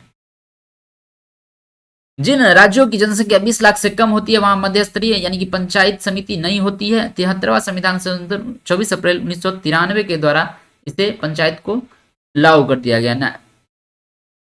पंचायत को संवैधानिक दर्जा के बाद जो सबसे पहला राज्य था लागू करने वाला वो है कर्नाटका। न्यायपालिका के लिए पंचायत में सरपंच या पंच होते हैं। कार्यपालिका के लिए मुखिया और वार्ड मेंबर होते हैं। पुलिस के लिए चौकीदार होते हैं। राज्य सरकार के लिए ग्राम सेवक, वीडियो, जिला विकास अधिकारी। जमीन का लेखा जोखा के लिए पटवारी, लेखापाल कानून को होते हैं। जमीन के माप के लिए अमीन होते हैं। अस्थायी स्वशासन चोल काल से आरंभ हुआ था। रिपन ने स्थानीय स्वशासन को बल दिया। स्थानीय स्वशासन सत्ता के विकेंद्रीकरण के लिए है। स्थानीय स्वशासन 2 प्रकार के होते हैं, पंचायती राज और नगर पालिका। गाँव में पंचायती राज और शहर में नगर पालिका। गाँव में ग्राम पंचायत, पंचायत समिति और जिला पंचायत होते हैं। नगर में नगर पंचायत, नगर परिषद और नगर निगम होते हैं। ग्राम पंचायत का मुखिया होता है। पंचायत समिति का जो अध्यक्ष होता है और जिला पंचायत का जिला परिषद होता है। नगर पंचायत का चेयरमैन होता है। नगर परिषद का अध्यक्ष होता है और नगर निगम का मेयर होता है। केंद्र राज्य के बीच के संबंध की बात करें तो अनुच्छेद 265 में बिना संसद की अनुमति से किसी विधि विधि बनाए बगैर टैक्स नहीं लगाया सकता है, इसकी बात है। अनुच्छेद 266 में भारत की संचद निधि की चर्चा है, जिसमें जिसे देश का कुल धन रखा होता है। अनुच्छेद 267 में भारत की आकस्मिक निधि जिसमें 500 करोड़ धन रखना आवश्यक है। अनुच्छेद 280 में वित्त आयोग की चर्चा है, केंद्र और राज्य के बीच शक्ति का विभाजन, शक्ति यानी कर का विभाजन करता है। वर्तमान में राज्य को 41% टैक्स का विभाजन मिला है 15वें वित्त आयोग के द्वारा। वित्त आयोग संवैधानिक पद है। योजना आयोग का अध्यक्ष पीएम होता है, एकता परिषद का अध्यक्ष पीएम होता है, अंतर्राज्यीय परिषद का अध्यक्ष पीएम होता है, क्षेत्रीय परिषद का अध्यक्ष गृह मंत्री होता है। अनुच्छेद 315 अनुच्छेद 312 में अखिल भारतीय सेवा की बात की गई है। अनुच्छेद 315 में संघ एवं राज्य लोक सेवा आयोग यानी कि यूपीएससी की बात की गई है। इसकी नियुक्ति पीएम की सलाह पर राष्ट्रपति करते हैं। यूपीएससी के अध्यक्ष की नियुक्ति, कार्यकाल जिसका 6 वर्ष या 65 वर्ष की आयु तक होता है। हटाने के लिए कदाचार के आधार पर सुप्रीम कोर्ट में मुकदमा चलाकर हटाया जाता है। जब ये अपने पद से त्यागपत्र दे देते हैं तो भारत में कोई भी दूसरा पद ग्रहण नहीं कर सकते। उसके बाद निर्वाचन आयोग की चर्चा अनुच्छेद 324 में है। जिस निर्वाचन आयोग 3 सदस्यीय होता है, जो कि 61 में संविधान संशोधन से किया गया। इसकी नियुक्ति 3 सदस्यीय होता है, बिल्कुल 3 सदस्यीय होता है। एक मुख्य चुनाव आयुक्त और 2 चुनाव आयुक्त। निर्वाचन आयोग की नियुक्ति मुख्य निर्वाचन आयोग की नियुक्ति पीएम की सलाह पर राष्ट्रपति करते हैं और कार्यकाल इसके 6 वर्ष और 65 वर्ष की आयु होता है। हटाने के लिए महाभियोग लगाना पड़ता है। जिला में निर्वाचन का सबसे बड़ा अधिकारी डीएम होते हैं। चुनाव समाप्त होने के 48 घंटे पहले और प्रारंभ होने के 26 घंटे पहले चुनाव प्रचार पर रोक लगाया जाता है।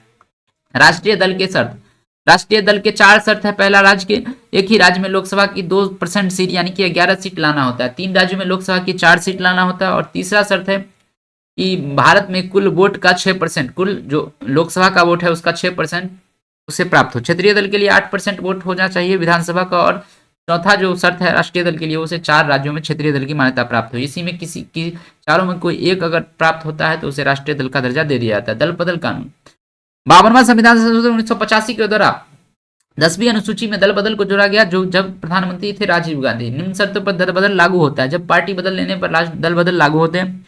निर्दलीय सदस्य पार्टी ज्वाइन करने पर दल बदल लागू होते हैं। पार्टी त्याग पत्र देने पर दल बदल लागू होते हैं। मतदान से अनुपस्थित रहने पर दल बदल लागू होते हैं। पार्टी के निर्देश से विपरीत मतदान करने पर दल बदल लागू हो सकते हैं। और दल बदल कब नहीं लागू होते? जब गठबंधन होने पर दल बदल नहीं लागू होते। पार्टी निकाल दे तब नहीं लागू होते। 1/3 सदस्य त्याग पत्र दे दे तब लागू नहीं होते। 1/3 सदस्य दूसरी पार्टी ज्वाइन कर ले तब भी लागू नहीं होते। 2 पार्टी का विलय हो जाए तो भी दल बदल नहीं लगता है। अनुच्छेद 338 की बात करें तो सुप्रीम कोर्ट एससी आयोग की चर्चा है, जिसमें 65वें संविधान संशोधन 1990 के द्वारा इसे 65वें के द्वारा मान्यता दी गई थी। अनुच्छेद 338 में एसटी आयोग की चर्चा है, जिसमें 89वां संविधान संशोधन 2003 के द्वारा मान्यता दी गई थी। अनुच्छेद 340 में ओबीसी यानी कि पिछड़ा वर्ग आयोग की बात की गई, जिसमें काका कालेकर आयोग और मंडल आयोग की चर्चा होती है। मंडल आयोग ने 27% आरक्षण की बात की गई थी ओबीसी के। सबसे पुरानी जनजाति जाखा है, जो अंडमान में है। सबसे खतरनाक जनजाति सेंटलीज है। सर्वाधिक एससी यूपी में है। सर्वाधिक बड़ी जनजाति गोंड है। दिवाली को शोक के रूप में थारू जनजाति मनाती है। और मातृसत्तात्मक जो जनजाति है वो है खासी नायर। भाग 17 की बात करें तो भाग 17 में राजभाषा की चर्चा है। राजभाषा देश की सबसे लोकप्रिय भाषा को कहते हैं। राष्ट्रभाषा देश की सबसे लोकप्रिय भाषा को कहते हैं, जिसे हिंदी। लेकिन हिंदी को भारत की राष्ट्रभाषा का दर्जा प्राप्त नहीं है। राजभाषा किसे कहते हैं? तो राजभाषा राज्य की सबसे लोकप्रिय भाषा को कहते हैं। एग्जाम्पल के लिए अलग अलग राज्य को अलग अलग राजभाषा होती है। सभी की सहायक राजभाषा अंग्रेजी है। राजभाषा किसे कहते हैं? तो राजभाषा कार्यकारी भाषा होती है, जिसपे ऑफिशियल या पेपर वर्क की भाषा कहते हैं। राजभाषा 2 प्रकार की होती है, संघ की राजभाषा और राज्य की राजभाषा। संघ की राजभाषा हिंदी और अंग्रेजी है, और राज्य की राजभाषा अलग अलग राज्यों में अलग अलग है। अनुच्छेद 343 में संघ की राजभाषा हिंदी होगी, ऐसा कहा गया है। अनुच्छेद 344 में राजभाषा आयोग की चर्चा की गई है, जिस प्रथम राजभाषा आयोग के अध्यक्ष बीजी खेर थे। अनुच्छेद 345 में राज्य की राजभाषा की चर्चा, जैसे बिहार में हिंदी उर्दू है, झारखंड में उर्दू हिंदी है, उत्तराखंड में हिंदी संस्कृत है, और नागालैंड में केवल इंग्लिश है। 350 के क में लिखा गया कि प्राथमिक शिक्षा मातृभाषा में दिया जाना चाहिए। भारत की लिपि देवनागरी होगी। अब बात करते हैं क्लासिकल भाषा यानी कि शास्त्रीय भाषा की। 1520 पुरानी भाषा को शास्त्रीय भाषा कहते हैं। शास्त्रीय भाषा की संख्या 6 है। कन्नड़, तेलुगु, तमिल, मलयालम, उड़िया, संस्कृत। वर्तमान में 3 भाषा को इसमें और जोड़ने की बात कही जा रही है, जिसमें पाली, संस्कृत और फारसी है। पाली, प्राकृत और फारसी को शामिल किया जाना है शास्त्रीय भाषा में। 8वीं अनुसूची में 22 भाषा है। प्रारंभ में 14 भाषा थी। 21वीं संविधान संशोधन से एक भाषा सिंधी भाषा को जोड़ा गया। 73वां संविधान संशोधन से 3 भाषा नेपाली, मणिपुरी, कोंकणी को जोड़ा गया। 92वां संविधान संशोधन से 4 भाषा बोडो, डोगरी, मैथिली, संताली को जोड़ा गया। वर्तमान में 22 भाषा है। कश्मीरी, सिंधी, पंजाबी, हिंदी, बंगाली, असमीरी, उड़िया, गुजराती, मराठी, कन्नड़, तेलुगु, तमिल, मलयालम, उर्दू, संस्कृत, नेपाली, मणिपुरी, कोंकणी, बोडो, डोगरी, मैथिली, संताली।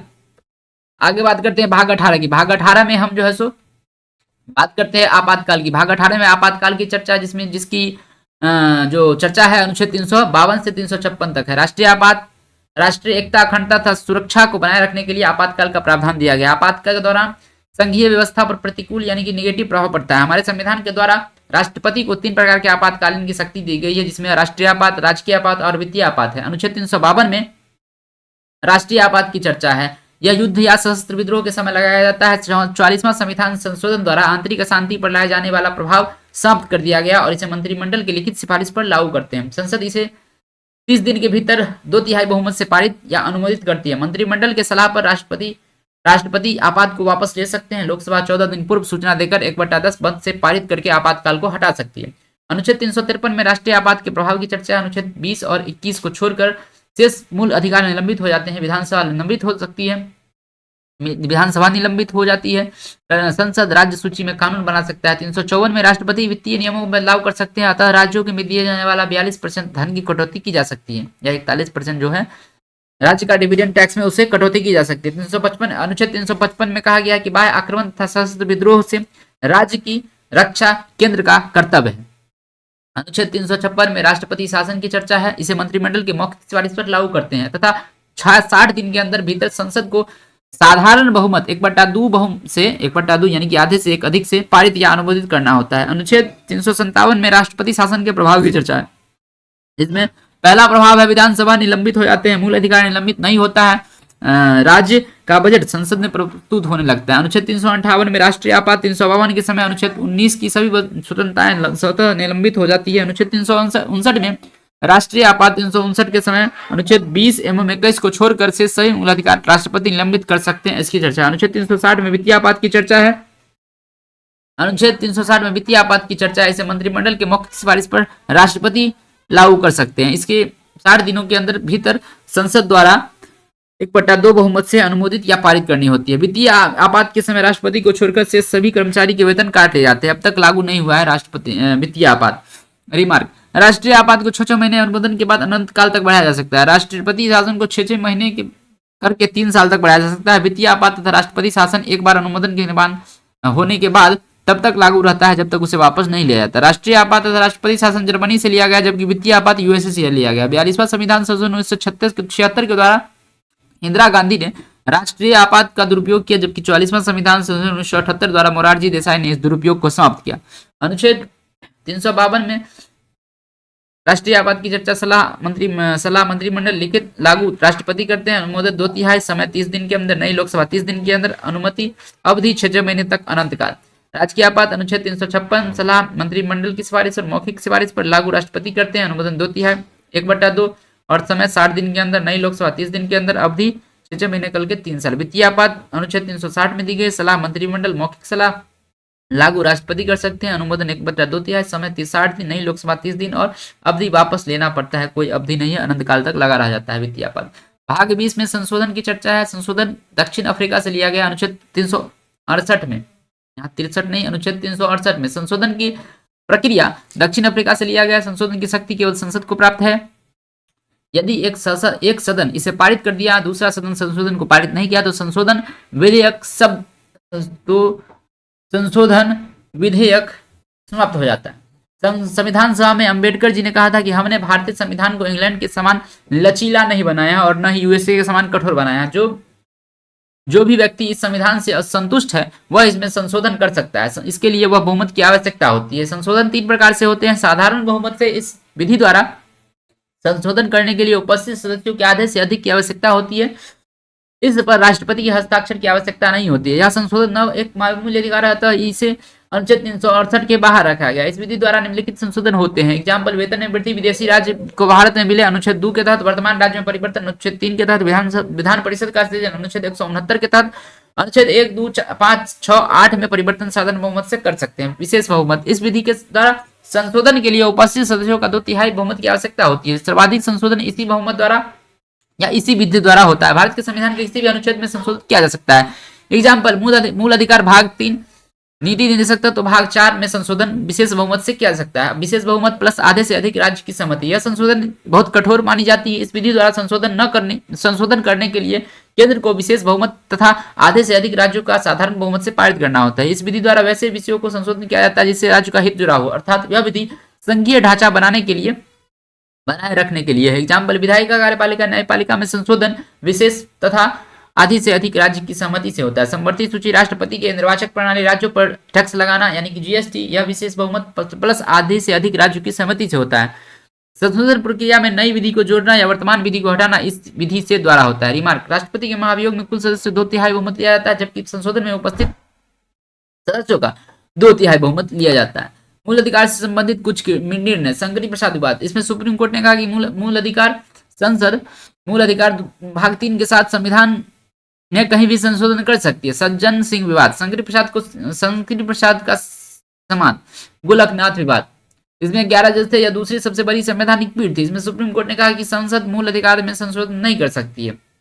केशवानंद भारती, इसमें 13 जज थे, यह सबसे बड़ी संवैधानिक पीठ थी। इसमें कहा गया कि संसद मूल अधिकार संशोधन कर सकती है, क्योंकि संविधान का मूल ढांचा प्रभावित नहीं होना चाहिए। एग्जाम्पल, 39वां संविधान संशोधन 1975 में यह व्यवस्था किया गया कि राष्ट्रपति, उपराष्ट्रपति, पीएम के चुनाव में न्यायपालिका हस्तक्षेप नहीं करेगी, किंतु सुप्रीम कोर्ट ने मूल ढांचा के विपरीत बताकर रद्द कर दिया। उस समय पीएम इंदिरा गांधी थी। मिनर्वा मिल मामला, इसमें सुप्रीम कोर्ट ने कहा कि संसद को संशोधन करने की शक्ति सीमित है। एग्जाम्पल, 42वां संविधान संशोधन 1975 में कहा गया कि संसद को संशोधन की संशोधन की असीमित शक्ति प्राप्त है, किंतु सुप्रीम कोर्ट ने मिनर्वा मिल का हवाला देकर रद्द कर दिया। रिमार्क, किसी संवैधानिक पीठ में कम से कम 5 जज होने चाहिए। केशवानंद में 13 जज थे और गोलकनाथ में 11 जज थे।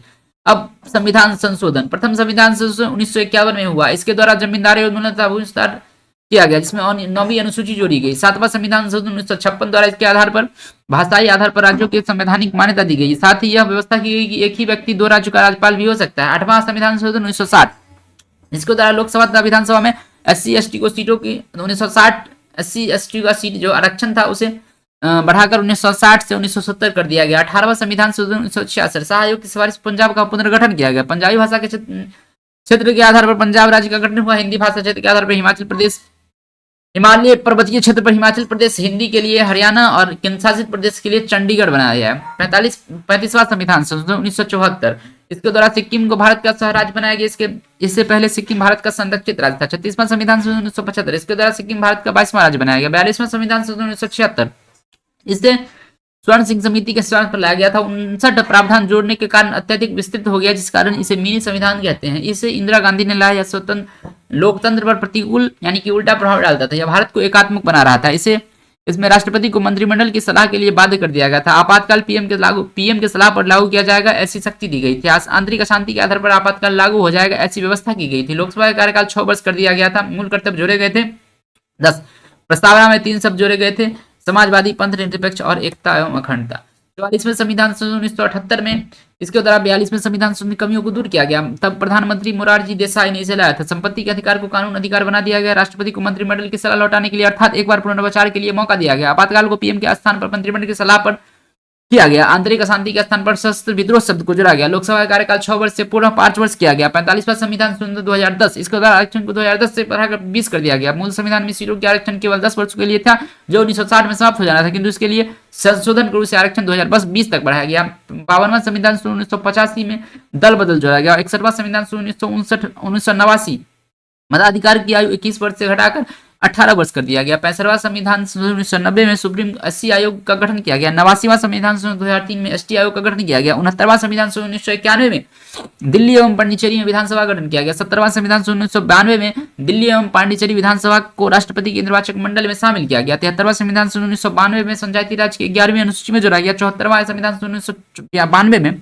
नगर पालिका को 12वीं अनुसूची में जोड़ा गया। 86वां संविधान संशोधन 2003 में अनुसूची 21 के तहत प्रारंभिक शिक्षा को मौलिक अधिकार के रूप में जोड़ा गया। 89वां संविधान संशोधन 2003 में ST आयोग का गठन किया गया। 100वां संविधान संशोधन 2015 भारत बांग्लादेश भूमि हस्तांतरित किया गया और 101वां संविधान संशोधन 2017 में 101वां संविधान संशोधन 2017 जो कि 122वां संशोधन विधेयक था, उसमें जीएसटी लागू किया गया। 102वां संविधान संशोधन 2018 में 123वां संशोधन विधेयक था जिसमें राष्ट्रीय पिछड़ा वर्ग आयोग का गठन, राष्ट्रीय पिछड़ा वर्ग को संवैधानिक दर्जा दिया गया। 103वां संविधान संशोधन 2019 में 124वां संविधान संशोधन विधेयक था। सामान्य वर्ग के आर्थिक रूप से पिछड़े वर्ग के लिए शैक्षणिक संस्थानों में नियुक्तियों में 10% का रिजर्वेशन दिया गया। 104वां संविधान संशोधन 2019 में 126वां संविधान संशोधन विधेयक था। लोकसभा व राज्य विधानसभा में SC/ST समुदाय के आरक्षण को 2020 से 30 तक बढ़ा दिया गया। लोकसभा और राज्य के विधानसभा में एंग्लो इंडियन के आरक्षण की सीटों के प्रावधान को हटा दिया गया। 104वां संविधान संशोधन के द्वारा 105वां संविधान संशोधन 2021 के द्वारा, जो कि 127वां संविधान संशोधन विधेयक था, राज्य को ओबीसी सूची बनाने का अधिकार दिया गया।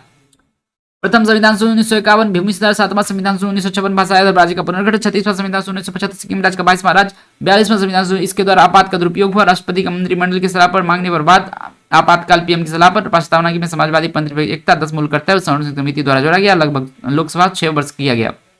44वां संविधान संशोधन 1978 संपत्ति के अधिकार को निर्णय कर राष्ट्रपति को पुनर्वाचन का मौका, आपातकाल को मंत्रिमंडल की सिफारिश पर किया गया। लोकसभा मंत्रिमंडल की लिखित सिफारिश पर किया गया। लोकसभा को 5 वर्ष किया गया। 52वां संविधान 1985 दल बदल जोड़ा गया। 61वां संविधान 1989 मताधिकार को 21 से 18 किया। 65वां संविधान 1990 SC आयोग का गठन किया गया।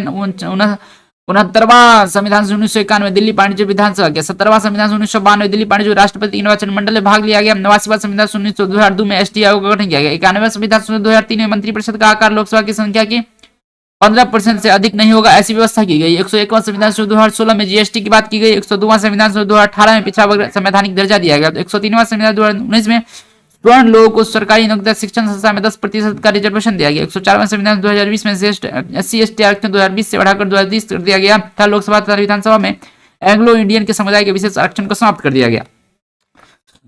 तो 1773 का रेगुलेटिंग एक्ट के द्वारा कलकत्ता में सर्वोच्च न्यायालय की स्थापना किया गया। 1784 के ब्रिटिश इंडिया एक्ट के द्वारा भारत में द्वैध शासन की व्यवस्था की गई, जिसमें पहला बोर्ड ऑफ डायरेक्टर, निदेशक व्यापार और बोर्ड ऑफ कंट्रोल यानी कि नियंत्रक जो मंडल था उसकी व्यवस्था की गई। 1813 का अधिनियम में भारतीय चाय तथा चीन के देश से व्यापार को छोड़कर कंपनी का एकाधिकार को समाप्त किया गया। शिक्षा पर प्रतिवर्ष 1 लाख खर्च किया गया। 1833 का अधिनियम एकाधिकार समाप्त किया गया। विधि सदस्य की नियुक्ति की गई। 1858 का अधिनियम जो था वो कंपनी समाप्त कर दिया गया। भारत शासन अधिनियम, भारत का शासन इंग्लैंड के राजा के पास वायसराय का पद दिया गया। वायसराय का पद लाया गया। द्वैध शासन समाप्त कर दिया गया। 1861 के अधिनियम के द्वारा क्या किया गया, तो 1861 के अधिनियम के द्वारा विभागीय प्रणाली लाई गई। भारतीय दंड संहिता यानी कि IPC लाया गया। हाईकोर्ट लाया गया जो कि कोलकाता बनाया गया। 1909 का अधिनियम मुस्लिम को पृथक निर्वाचन क्षेत्र दिया गया, जिसे मार्लेमेंटो सुधार कहा गया। 1919 का अधिनियम राज्यों में द्वैध शासन लाया गया। फीमेल को मताधिकार की शक्ति दी गई। 1919 के अधिनियम को मॉन्टेग्यू चेम्सफोर्ड सुधार कहा गया। 1935 का अधिनियम राज्यों में द्वैध शासन समाप्त किया गया। केंद्र में द्वैध शासन लगाया गया। मजबूत संघ हुआ, प्रांतीय चुनाव हुआ और राज्य स्वायत्त यानी कि डोमिनियन स्टेट की बात मानी गई। 1946 में कैबिनेट मिशन आया जिसमें 3 सदस्य थे, किप्स, अलेक्जेंडर और लॉरेंस, जिसके लीडर थे लॉरेंस। राष्ट्रीय ध्वज को 22 जुलाई 1947 को अपनाया गया, जिसकी L और B की जो लंबाई और चौड़ाई का जो अनुपात है वो 3:2 है। राष्ट्रीय गान 24 जनवरी 1950 को अपनाया गया। राष्ट्रीय गीत को भी 24 जनवरी 1950 को अपनाया गया।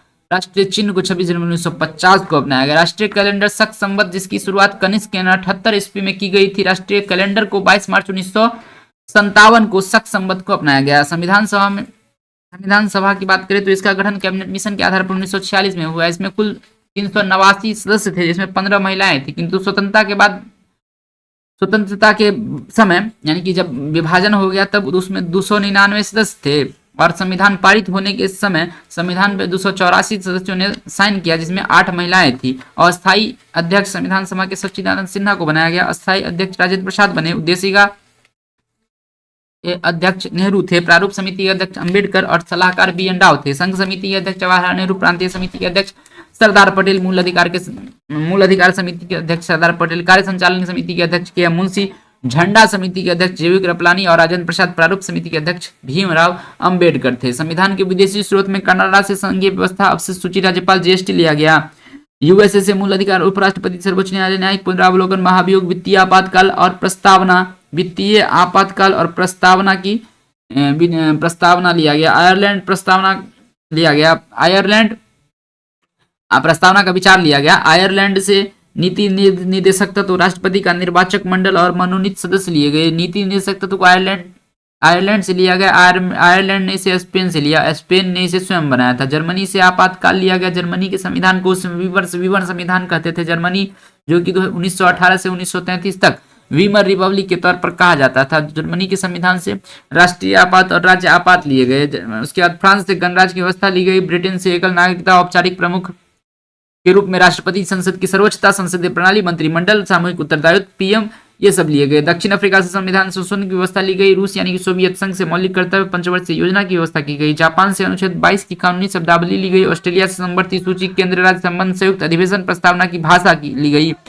विधायिका कानून बनाता है संसद, सांसद या विधायक। कार्यपालिका कानून लागू करता है मंत्री या अधिकारी। न्यायपालिका दंड देता है जो कि जज होते हैं। मीडिया सूचना को उजागर करती है। राजतंत्र राजा का शासन होता है। साम्यवाद में एक ही दल का शासन होता है। तानाशाह में सैनिकों का शासन होता है। गणराज्य में राष्ट्रीय अध्यक्ष यानी कि राष्ट्रपति का प्रत्यक्ष निर्वाचन होता है। लोकतंत्र में शासनाध्यक्ष यानी कि पीएम का प्रत्यक्ष निर्वाचन होता है। संघात्मक में केंद्र तथा राज्य दोनों जो है सो शासन चलाते हैं, जिसमें भारत अर्ध संघात्मक है। एकात्मक में केवल केंद्र शासन होता है, जिसमें ब्रिटेन आते हैं। लोकतंत्र दो प्रकार के होते हैं, प्रत्यक्ष और अप्रत्यक्ष। प्रत्यक्ष लोकतंत्र स्विट्जरलैंड में देखा जाता है और ग्राम पंचायत में देखा जाता है भारत में। अप्रत्यक्ष लोकतंत्र दो प्रकार के होते हैं, सांसदात्मक और अध्यक्षात्मक। सांसदात्मक में वास्तविक प्रधानमंत्री होते हैं। औपचारिक प्रधान राष्ट्रपति होते हैं। अध्यक्षात्मक में वास्तविक और औपचारिक प्रधान दोनों राष्ट्रपति होते हैं। भारत के संविधान का जो प्रस्तावना है यानी उद्देशिका है वो शुरू होता है, हम भारत के लोग भारत को एक संपूर्ण प्रभुत्व संपन्न समाजवादी पंथ निरपेक्ष लोकतंत्रात्मक गणराज्य बनाने के लिए तथा उसके समस्त नागरिकों को सामाजिक, आर्थिक और राजनीतिक न्याय, विचार, व्यक्ति विश्वास, धर्म और उपासना की स्वतंत्रता, प्रतिष्ठा और अवसर की क्षमता प्राप्त करने के लिए उन सब ने व्यक्ति गरिमा और राष्ट्र की एकता और अखंडता सुनिश्चित करने वाली बनता बढ़ाने के लिए दृढ़ संकल्प होकर अपनी संविधान सभा में आज तारीख 26 नवंबर 1949 ईस्वी मिति मार्ग से शुक्ल सप्तमी संवत 2006 विक्रमी को द्वारा इस संविधान को अंकित, अधिनियमित और आत्मा भी देते हैं। प्रस्तावना को अमेरिका से लिया गया, उसकी भाषा को ऑस्ट्रेलिया से लिया गया। प्रस्तावना के विचार को अमेरिका से लिया गया, उसकी भाषा को ऑस्ट्रेलिया से लिया गया। संविधान निर्माता मनभावना आदर्श प्रस्तावना में दिखते हैं। प्रस्तावना को संविधान की